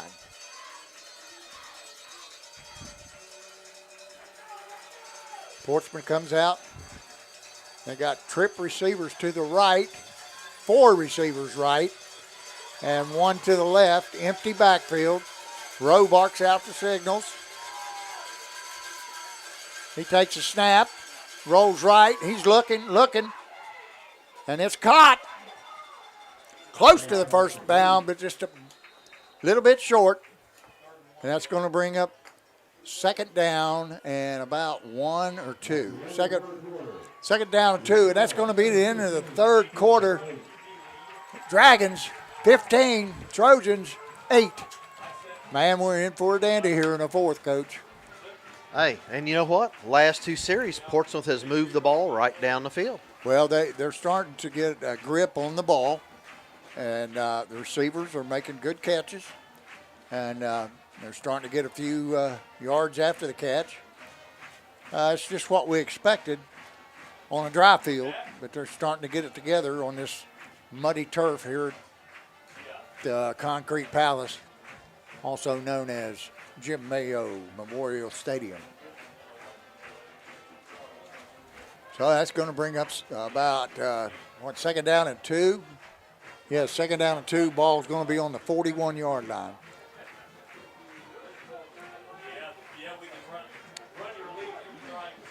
Well, we talked about it earlier. I told you I thought it was going to be a low-scoring game. I got to give a shout out to one of my buddies over there keeping the change. That's old Rusty Smith. Rusty Smith. Yeah. Him and his wife, Krista, his daughters, Amelia and Baisley, and his son, Braylon. Hello, I know you're watching.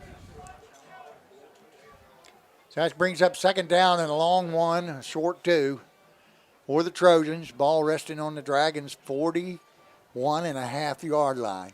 Need to get to the 40 for a first down.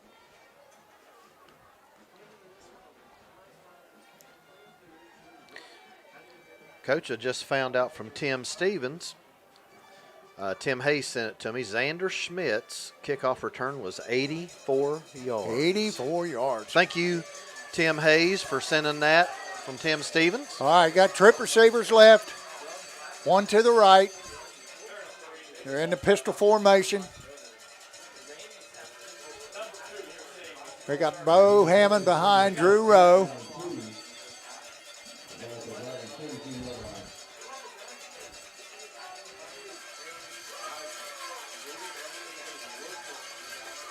Rowe takes a snap, and he's going to run straight up the middle, and he's going to run for the first down. And taking him to the ground there was Casey Hudson, number 56 for the Dragons. And that is enough for a first down, so it's going to bring up first down and 10 at the 37-yard line.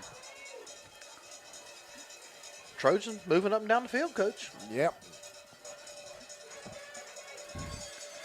Now we got quad receivers to the left. 4 to the left, 1 to the right, empty backfield. Drew Rowe barking out the signals again.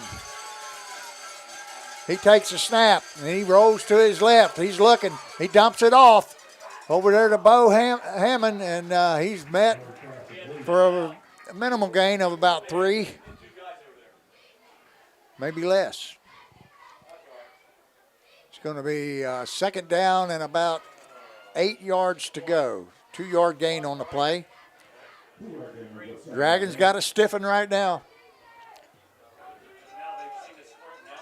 So, Coach, if you're on the other side at Portsmouth, you score right here, do you go for 2 or do you go for 1? I don't know. They'll probably go for 2. We got quad receivers to the right this time, 1 to the left, empty backfield. Drew Rowe. Quarterback takes it, and he sprints to the right, and he slips. Dragons get him down for a loss on the play of about 3 yards. It's going to bring up third down and a 12. Loss of 4 yards on the play. Third down, 12. Ball now at the Dragon 39-yard line.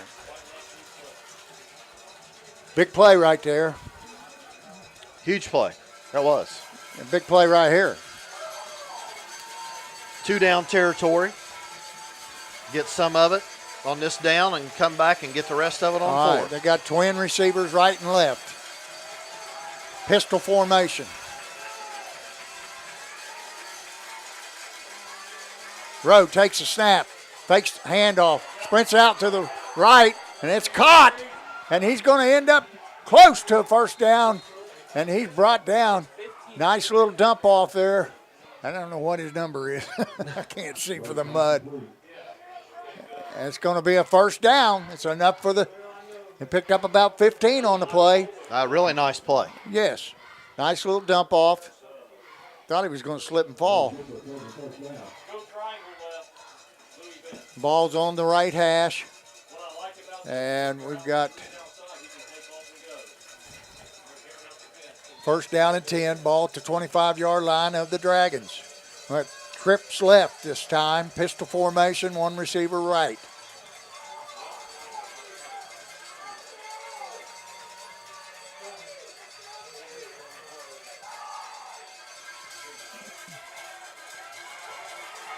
Xander Schmidt.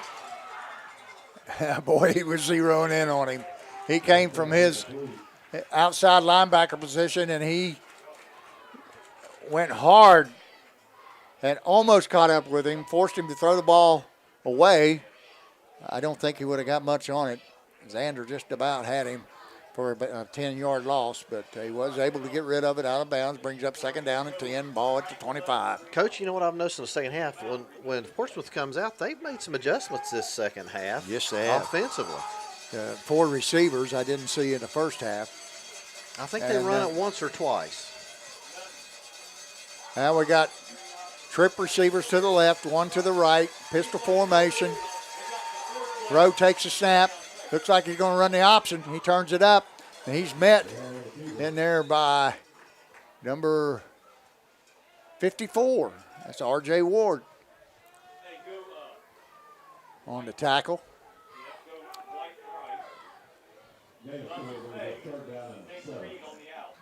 75 comes in for the Dragons. That's just Justin McKee.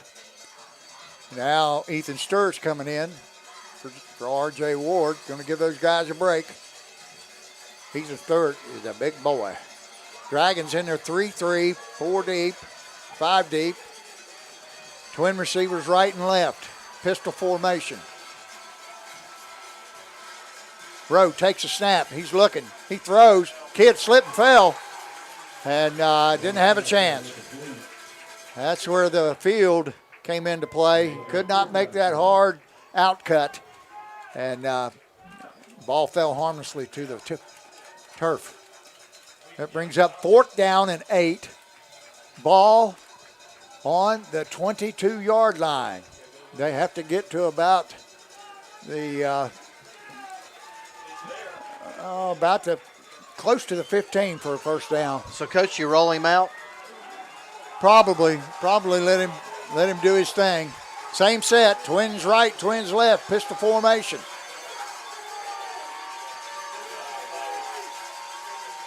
Rowe takes a snap. He's sprinting left. He's looking. Now he throws deep. And they called interference on Steeler Leap in the end zone. That's going to be a 15-yard penalty and automatic first down. I'm going to tell you what, I don't know where these guys are from, but I'd say it's probably somewhere in Scioto County. Gee, man, they've really thrown the flags. Well, I'll be honest with you, Coach, we had 2 down here should have been pass interference on them, and they're not letting them play the same on the other side. Yep. The Dragons have amassed quite a few yards in penalties tonight, and that was a big one. That's going to take the ball down to the 10-yard line. 10-yard line. It's going to be first down, and we got some pretty. That's going to be at the 11-yard line, Coach, because they can still get a first down at the 1. So, big penalty against the Dragons. 8:45 to go here in the game. Dragons leading 15-8.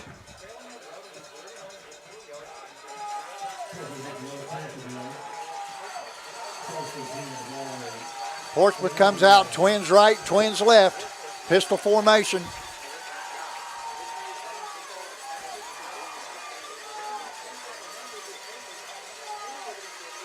Rowe takes a snap. He looks. Now he takes off, and he's met after about a 1-2 yard gain.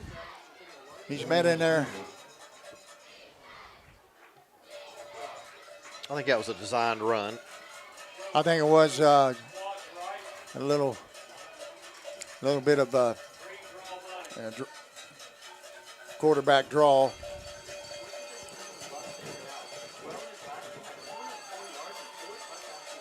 We got quad receivers to the right, 1 receiver left, Rowe in the empty backfield.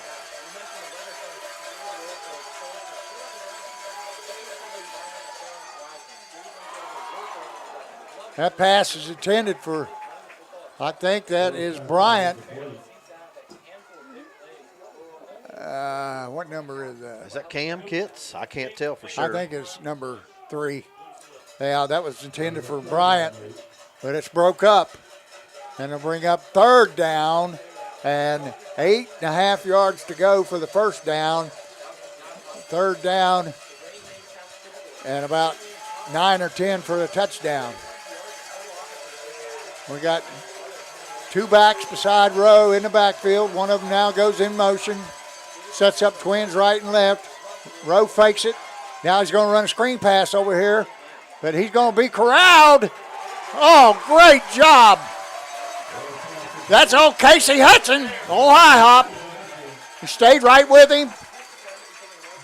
Kid tried to juke him, but Hudson stayed right on his belly button and threw him down for a big 6-yard loss. It's going to bring up 4th down and 14.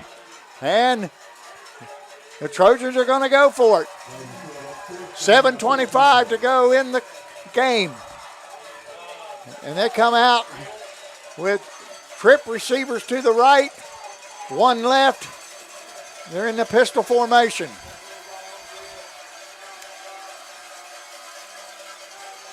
Rowe takes a snap. He drops straight back, looking. And he throws, and it's incomplete. Oh, no! No, that's no way. That is unbelievable. They have thrown a flag on that. That's going to give them a first down. That is unbelievable. That's probably one of the worst calls I've seen. These guys got to be from Scioto County. That was horrible. Horrible. I mean, I don't mind telling you, that is just one of the worst calls I've seen. It's going to be half the distance, but it's not going to be first down. It's going to be fourth down. They call them a hold or they call I don't know what pass they call. interference? I'm going to say they called a hold, Coach, and it's 10 yards.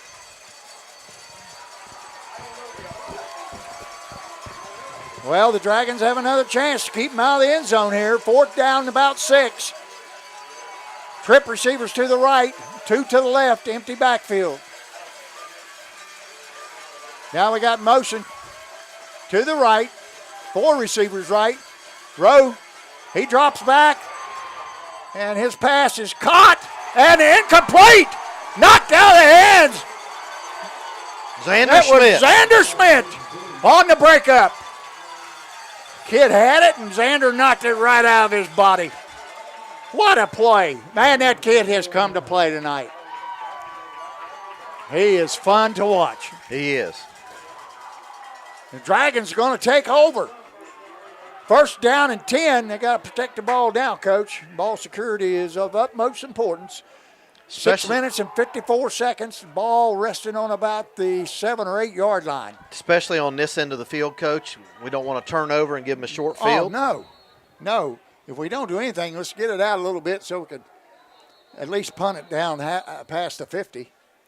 But our punting game has not been very sharp tonight, I can tell you that. Now, somebody called timeout. Don't know who it is. I believe Fairland called the timeout. We got somebody hurt down there, Coach. Who we got hurt? Well, nope.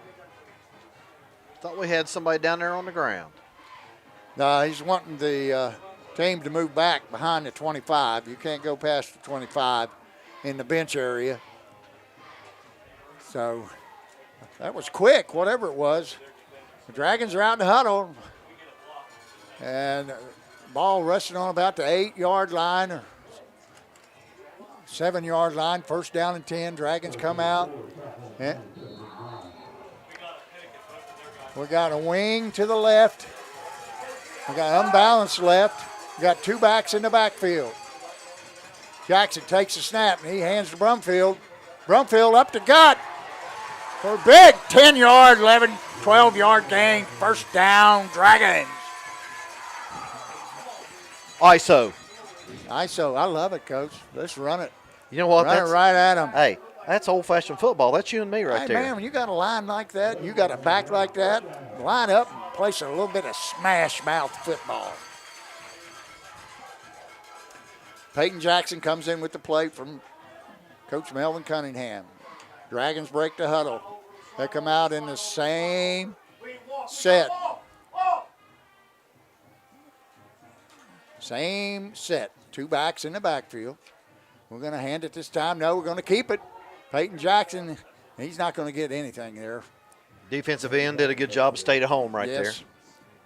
And he's going to be dropped for a loss on the play of about 1.5 yards. You're going to bring up make a 1 yard. Second down, 11 yards to go for the first down. Dragons need to push it out of their territory just a little further. 6:06 to go in the game. Clock is running. Second down, 11. Dragons break the huddle. We got 1 receiver right. We got a wing right with a tight end right. 2 backs in the backfield. Good snap. J.D. Brumfield right up the gut for about 4 yards. Bring up about third down, about 8.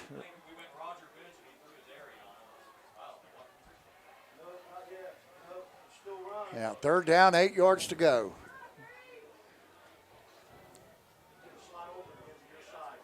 And we got Gavin Davis wide to the right. Steeler leap in the slot at the wing. 2 backs. Oh, I don't know. We should have had a flag right there. They're not going to throw it. Coach, did he not jump in the zone? Gee, It sure looked like it from here. okay. Oh, he's going to run now. It's close First to the down. first down. It is a first down. Michael Jackson. Peyton Jackson. Michael's boy. He, I don't know. Who made that block out there, yeah, Coach? I think that was J.D. Brumfield. It was a good block. And Peyton Jackson did a good job getting outside. And he's got enough to pick up the first down for the Dragons at their own 30-yard line. Cam Kitts checks in. Zion Martin comes out. We got Kitts. We got twins to the left, tight end left. Actually, tight end is to the right. Jackson takes a snap. He turns it up, and he's going to run. And he's going to get about 7 or 8 on the play. Was that? No, that's Xander Schmidt. Xander Schmidt took that snap. Folks, we apologize at home, but we got covered jerseys, and we can't tell who they are. I know it. We apologize. We're doing the best we can. And you got 2 sets of old eyes up here. So it's pretty tough on us old fellers. It's second down and 2. Ball at about the 37-yard line. Wing to the left. Twins right. Jackson takes a snap. And he rolls to the left. That's not Jackson. I believe that's Xander Schmidt. Are going to have a hold, Coach. Jackson? What? Or face mask, I'm not sure. There's some kind of weird call out here. Where's the flag? I don't even see the flag. It's right there on the other moly. hash. Personal foul, face mask on Fairland. Of course. Gee, many Christmas.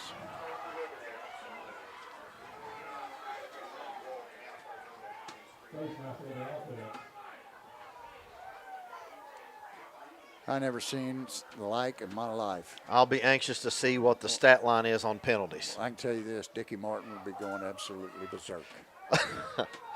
I believe that's an understatement. Second down, about 21 to go after the face mask penalty on the Dragons. That puts them back at about the 20-yard line. Now we got trips to the right. Now we've got, what we got now? 1, 2, 3, 4, 5, 6, 7, 8, 9, 10, 11, 12 guys on the field. Dragons got 12 men on the field. Yeah, the big tight end didn't come out. So that's going to send them back 5 more. Second down, about 25 to go. Oh, 2:58 to go in the game. Trips to the right.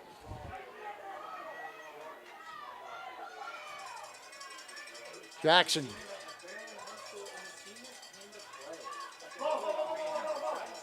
Oh, we got a fumble on the play. I don't know who got it. We'll see. I think Jackson recovered it. It was a bad snap. I don't think it ever got back to him. So now the Dragons are going to be forced to. No, it's third down. Third down and about 25 yards to go. And Coach, I'm going to step next door and see if I can find out what those penalty yards are. Go right ahead. It's not going to be pretty, I can tell you that. Dragons been flagged about every other play here in the second half. 2 minutes, 28 seconds to go in the ball game. Dragons leading 15-8.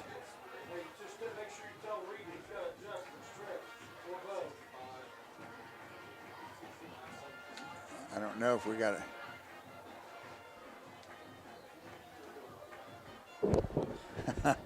All right, here's Dave with the bad news. Fairland has been tagged 7 times this half for 65 yards.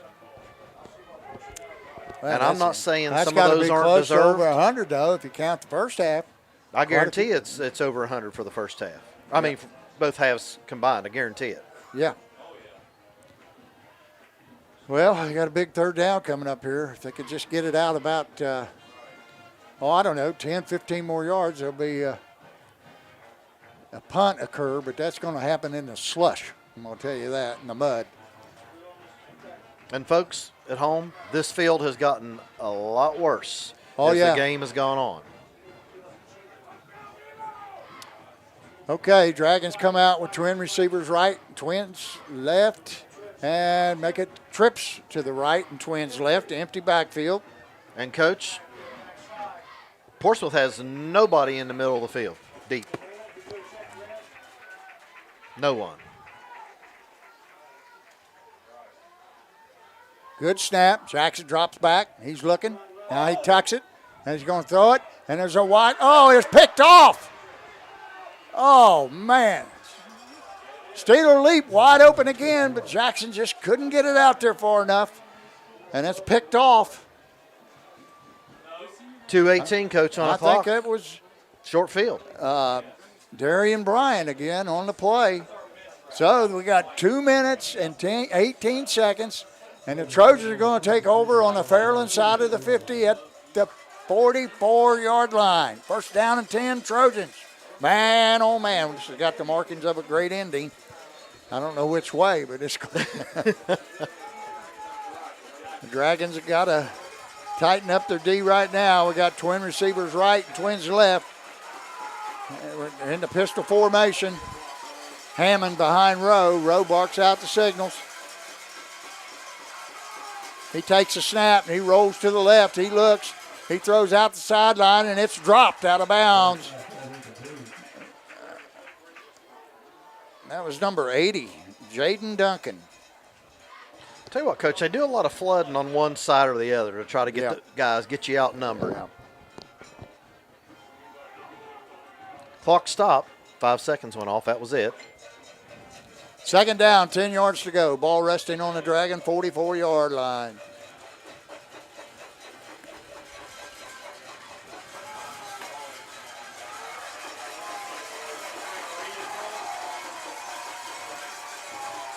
Trojans come out, and twins right, trips left. Empty backfield. Drew Rowe barking out the signals. We got motion. He's going to roll to his left again. He's going to throw the same pass. It's going to be out of bounds. There's no way he caught that in bounds. Gee, money, Christmas. Oh, Lord. Oh, my goodness. Well, like I said, it was in bounds. That's going to be a gain of 8 yards. Brings up third down and 2. Ball at the 36-yard line. Lord have mercy. 2:07 to go in the game. Trips to the right, twins to the left, empty backfield. Rowe in the shotgun. He takes the snap. He looks, he throws right. Out in the flat. And that's going to be enough for a first down.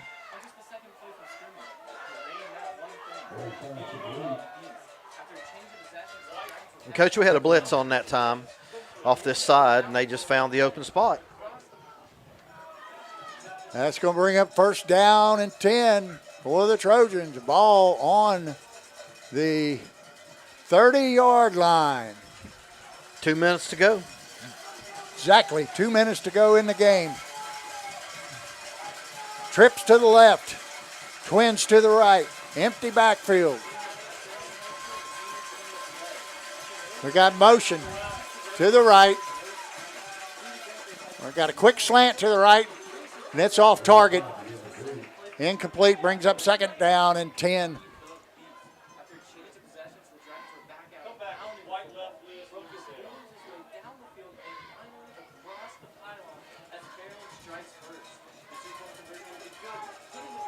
I don't know why the sticks look like the down markers a yard ahead of the.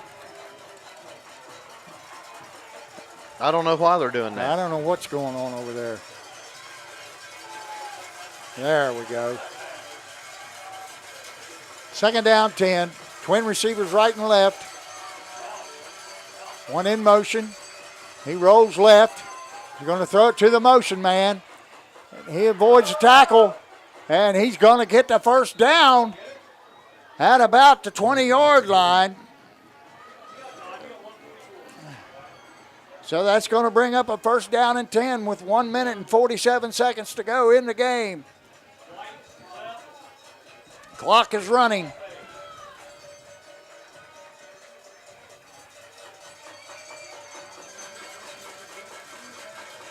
Portsmouth comes out, Twins left, Twins right.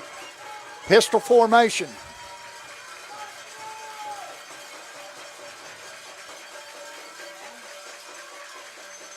Rowe takes the snap, gets rid of it quickly, and it's, I don't know if it's caught or not. Incomplete. Incomplete pass. Folks, it's hard to see up here where we're at. Little go and out pattern, and it brings second down and 10, ball at the 20.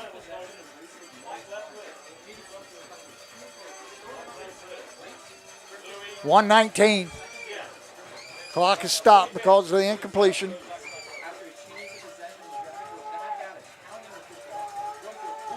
Portsmouth comes out, Twins right, Twins left, pistol formation again.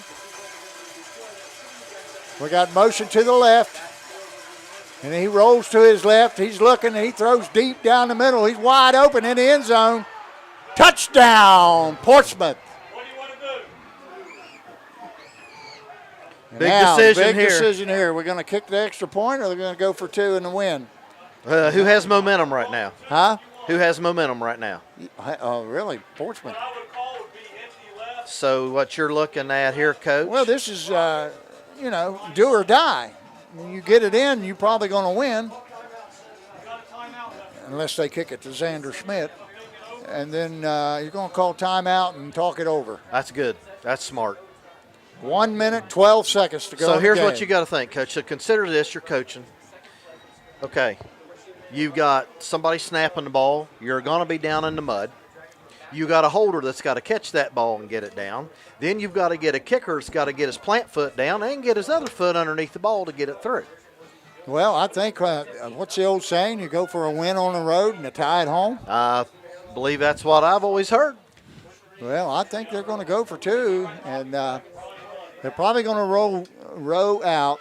And if he can find a receiver, then he'll let it fly. If not, he's probably going to take it and go. I think they're going to flood. I think they're going to flood aside and try to get somebody open.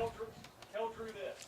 After he goes in motion, his first look is green. Tell Reed to find grass or look for Okay, we promised you a good ball game, and I don't know how I can get any better. This great, it's Unless been a we great ball game. Make a big stop right here. It might be a little better for the Fairland Dragons. And if we get a 2-point conversion, it's going to be pretty good for the Trojan fans. That's right. We've got a packed house here tonight on the Fairland side. Probably the biggest crowd of the season. Well, we've only had 2 games. I know it. And this is the biggest. And folks at home, we're both out of our seats. I know it. We're both This doesn't up. happen very often. The 2 old codgers are standing. Okay, they put the ball on the left hash, so they're going to go right, Coach. Unless they got some kind of throwback screen or something.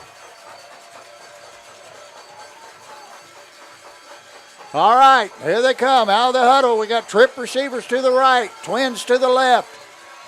Probably going to go in motion. Empty backfield.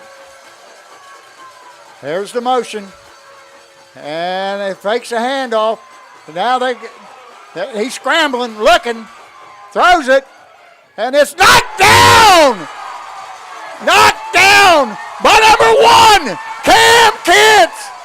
My man got up high, knocked it down. The Dragons are going to take a 15-14 lead, and they're going to get the ball on the kickoff. Now we're going to see a little Onside kick right here.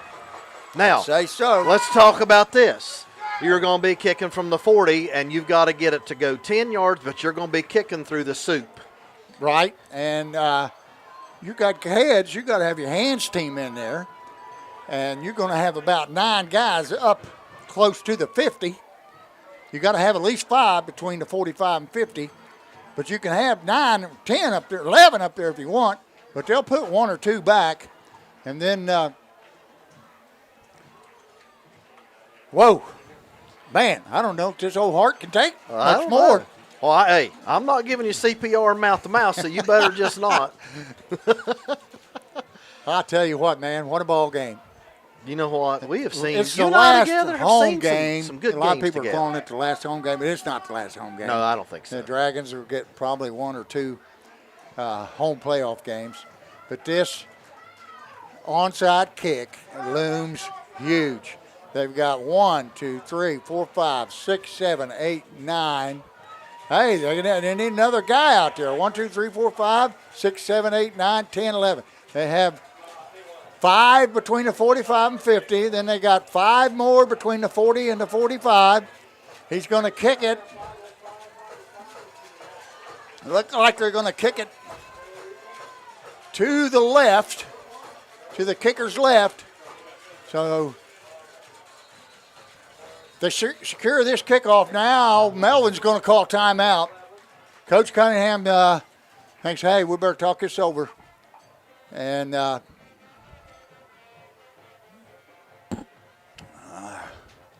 he's got the kickoff return team around him. Now everybody joins in the huddle. Man, what a ball game. It's been 1 minute, 12 seconds to go in the game. Dragons leading 15-14. The old man's got to sit down. I think both teams are out of timeouts, aren't we, Coach? I don't know. I think we are. I don't know. Might be. I haven't been keeping track of that. You might want to ask Tim Stephen. I wish we had that window right here. Yeah, really. Well, folks at home, I hope you all have enjoyed this game. This has been one heck of a game. Yes, what a game to end the home season, regular season. Dragons will go to, where do they go next week? Cold Grove? I think we go to Cold Grove. Cold Grove next week, and then they go to Chesapeake after that. I don't know if we're going to Cold Grove or not next week. I don't know either, but I know we're going to Chesapeake. I'm I hope pretty so. sure. Dragons come out. They got one guy back, and that is Xander Schmidt.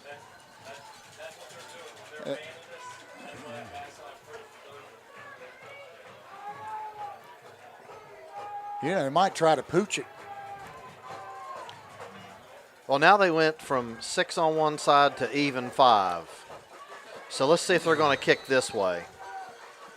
I don't know. I believe they're Number going to kick 42, Zach Roth approaches it, kicks it, and it's covered up.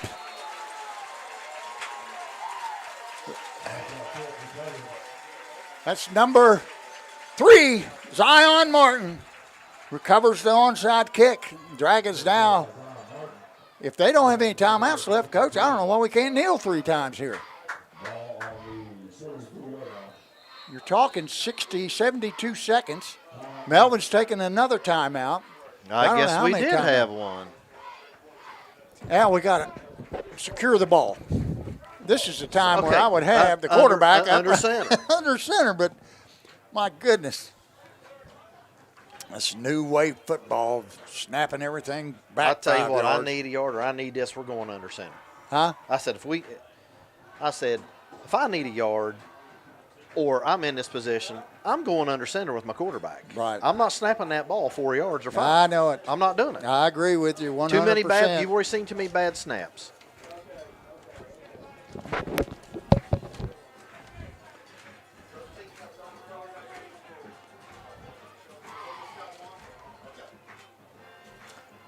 What we got? Timeouts? Okay, I've been corrected on the timeouts. What we got? Tim says Portsmouth has 1. What about the Dragons? Dragons are down to none. Okay, Dragons are out on the field. They've broken the huddle. and everybody's pretty tight. It looks like they're in the victory formation here, Coach. They got two backs up behind the guards, Zion Martin, and I think that's JD. They're going to snap it back and take a knee. Oh, they're not coming after him. I'd have just stood there. 1:04, running clock. Now it goes under a minute. It's going to bring up second down. Play clock's at 32, Coach. So we've got, 20 seconds, basically, 22, 23 seconds. Kneel again, 2 more times, it's over.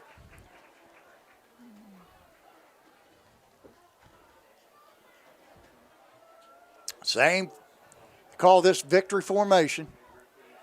One back behind Jackson. Takes a snap, goes down to a knee. 26 seconds, and I think that's it. Portsmouth must have been out of timeouts. And the Dragons are going to come away with one of the biggest victories in the school's history. You know, they beat another team a division higher than them. They're going to garner quite a few points because the Trojans were undefeated until now, and there's the clock, and that's the game. And what a game it was. Thank you, Yes, Tim Stevens. Tim Stevens covering the game. And teams are meeting at the field, midfield. You know, Coach, here's what I'm going to tell you, too, again. This was a heavyweight clash. Oh, yes. This is the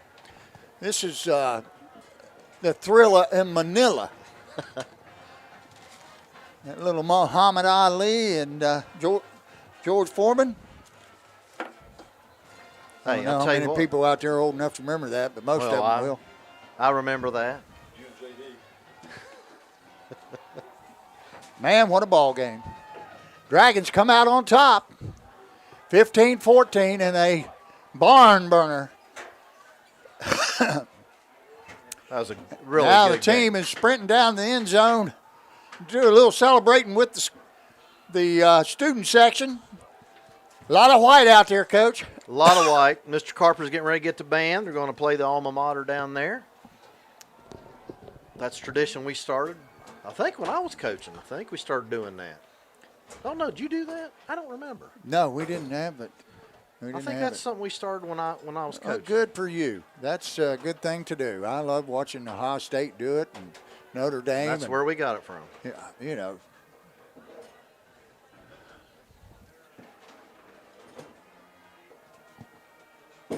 Well, Coach, I don't know if we're going to be on the road next week at Cold Grove or not. We don't know. I'm sure we'll let you know as soon as Doug Morris knows. But You better give him a shout out. I know who Doug Morris. Oh, we got to give him Oh man, another. he's the man. He's You know, the guy he's that done makes this it by happen. himself tonight. I know it. He got a lot of help from you too. Oh, yeah, I didn't do anything. Anyway, the Dragons come out on top tonight, 15-14, on a sloppy field. Great defensive stand down there on that 2-point play. Absolutely. I can't disagree with the Portsmouth coaches. That's the thing you're supposed to do on the road. Hey, why do you play the game? You play to win. Cam like you said, Kitts when you're just on the made a road. great Yeah, play. did. He went broke up right and in front knocked that thing down. And the Dragons come out with the victory, 15-14. Well, that's probably going to be a wrap for us.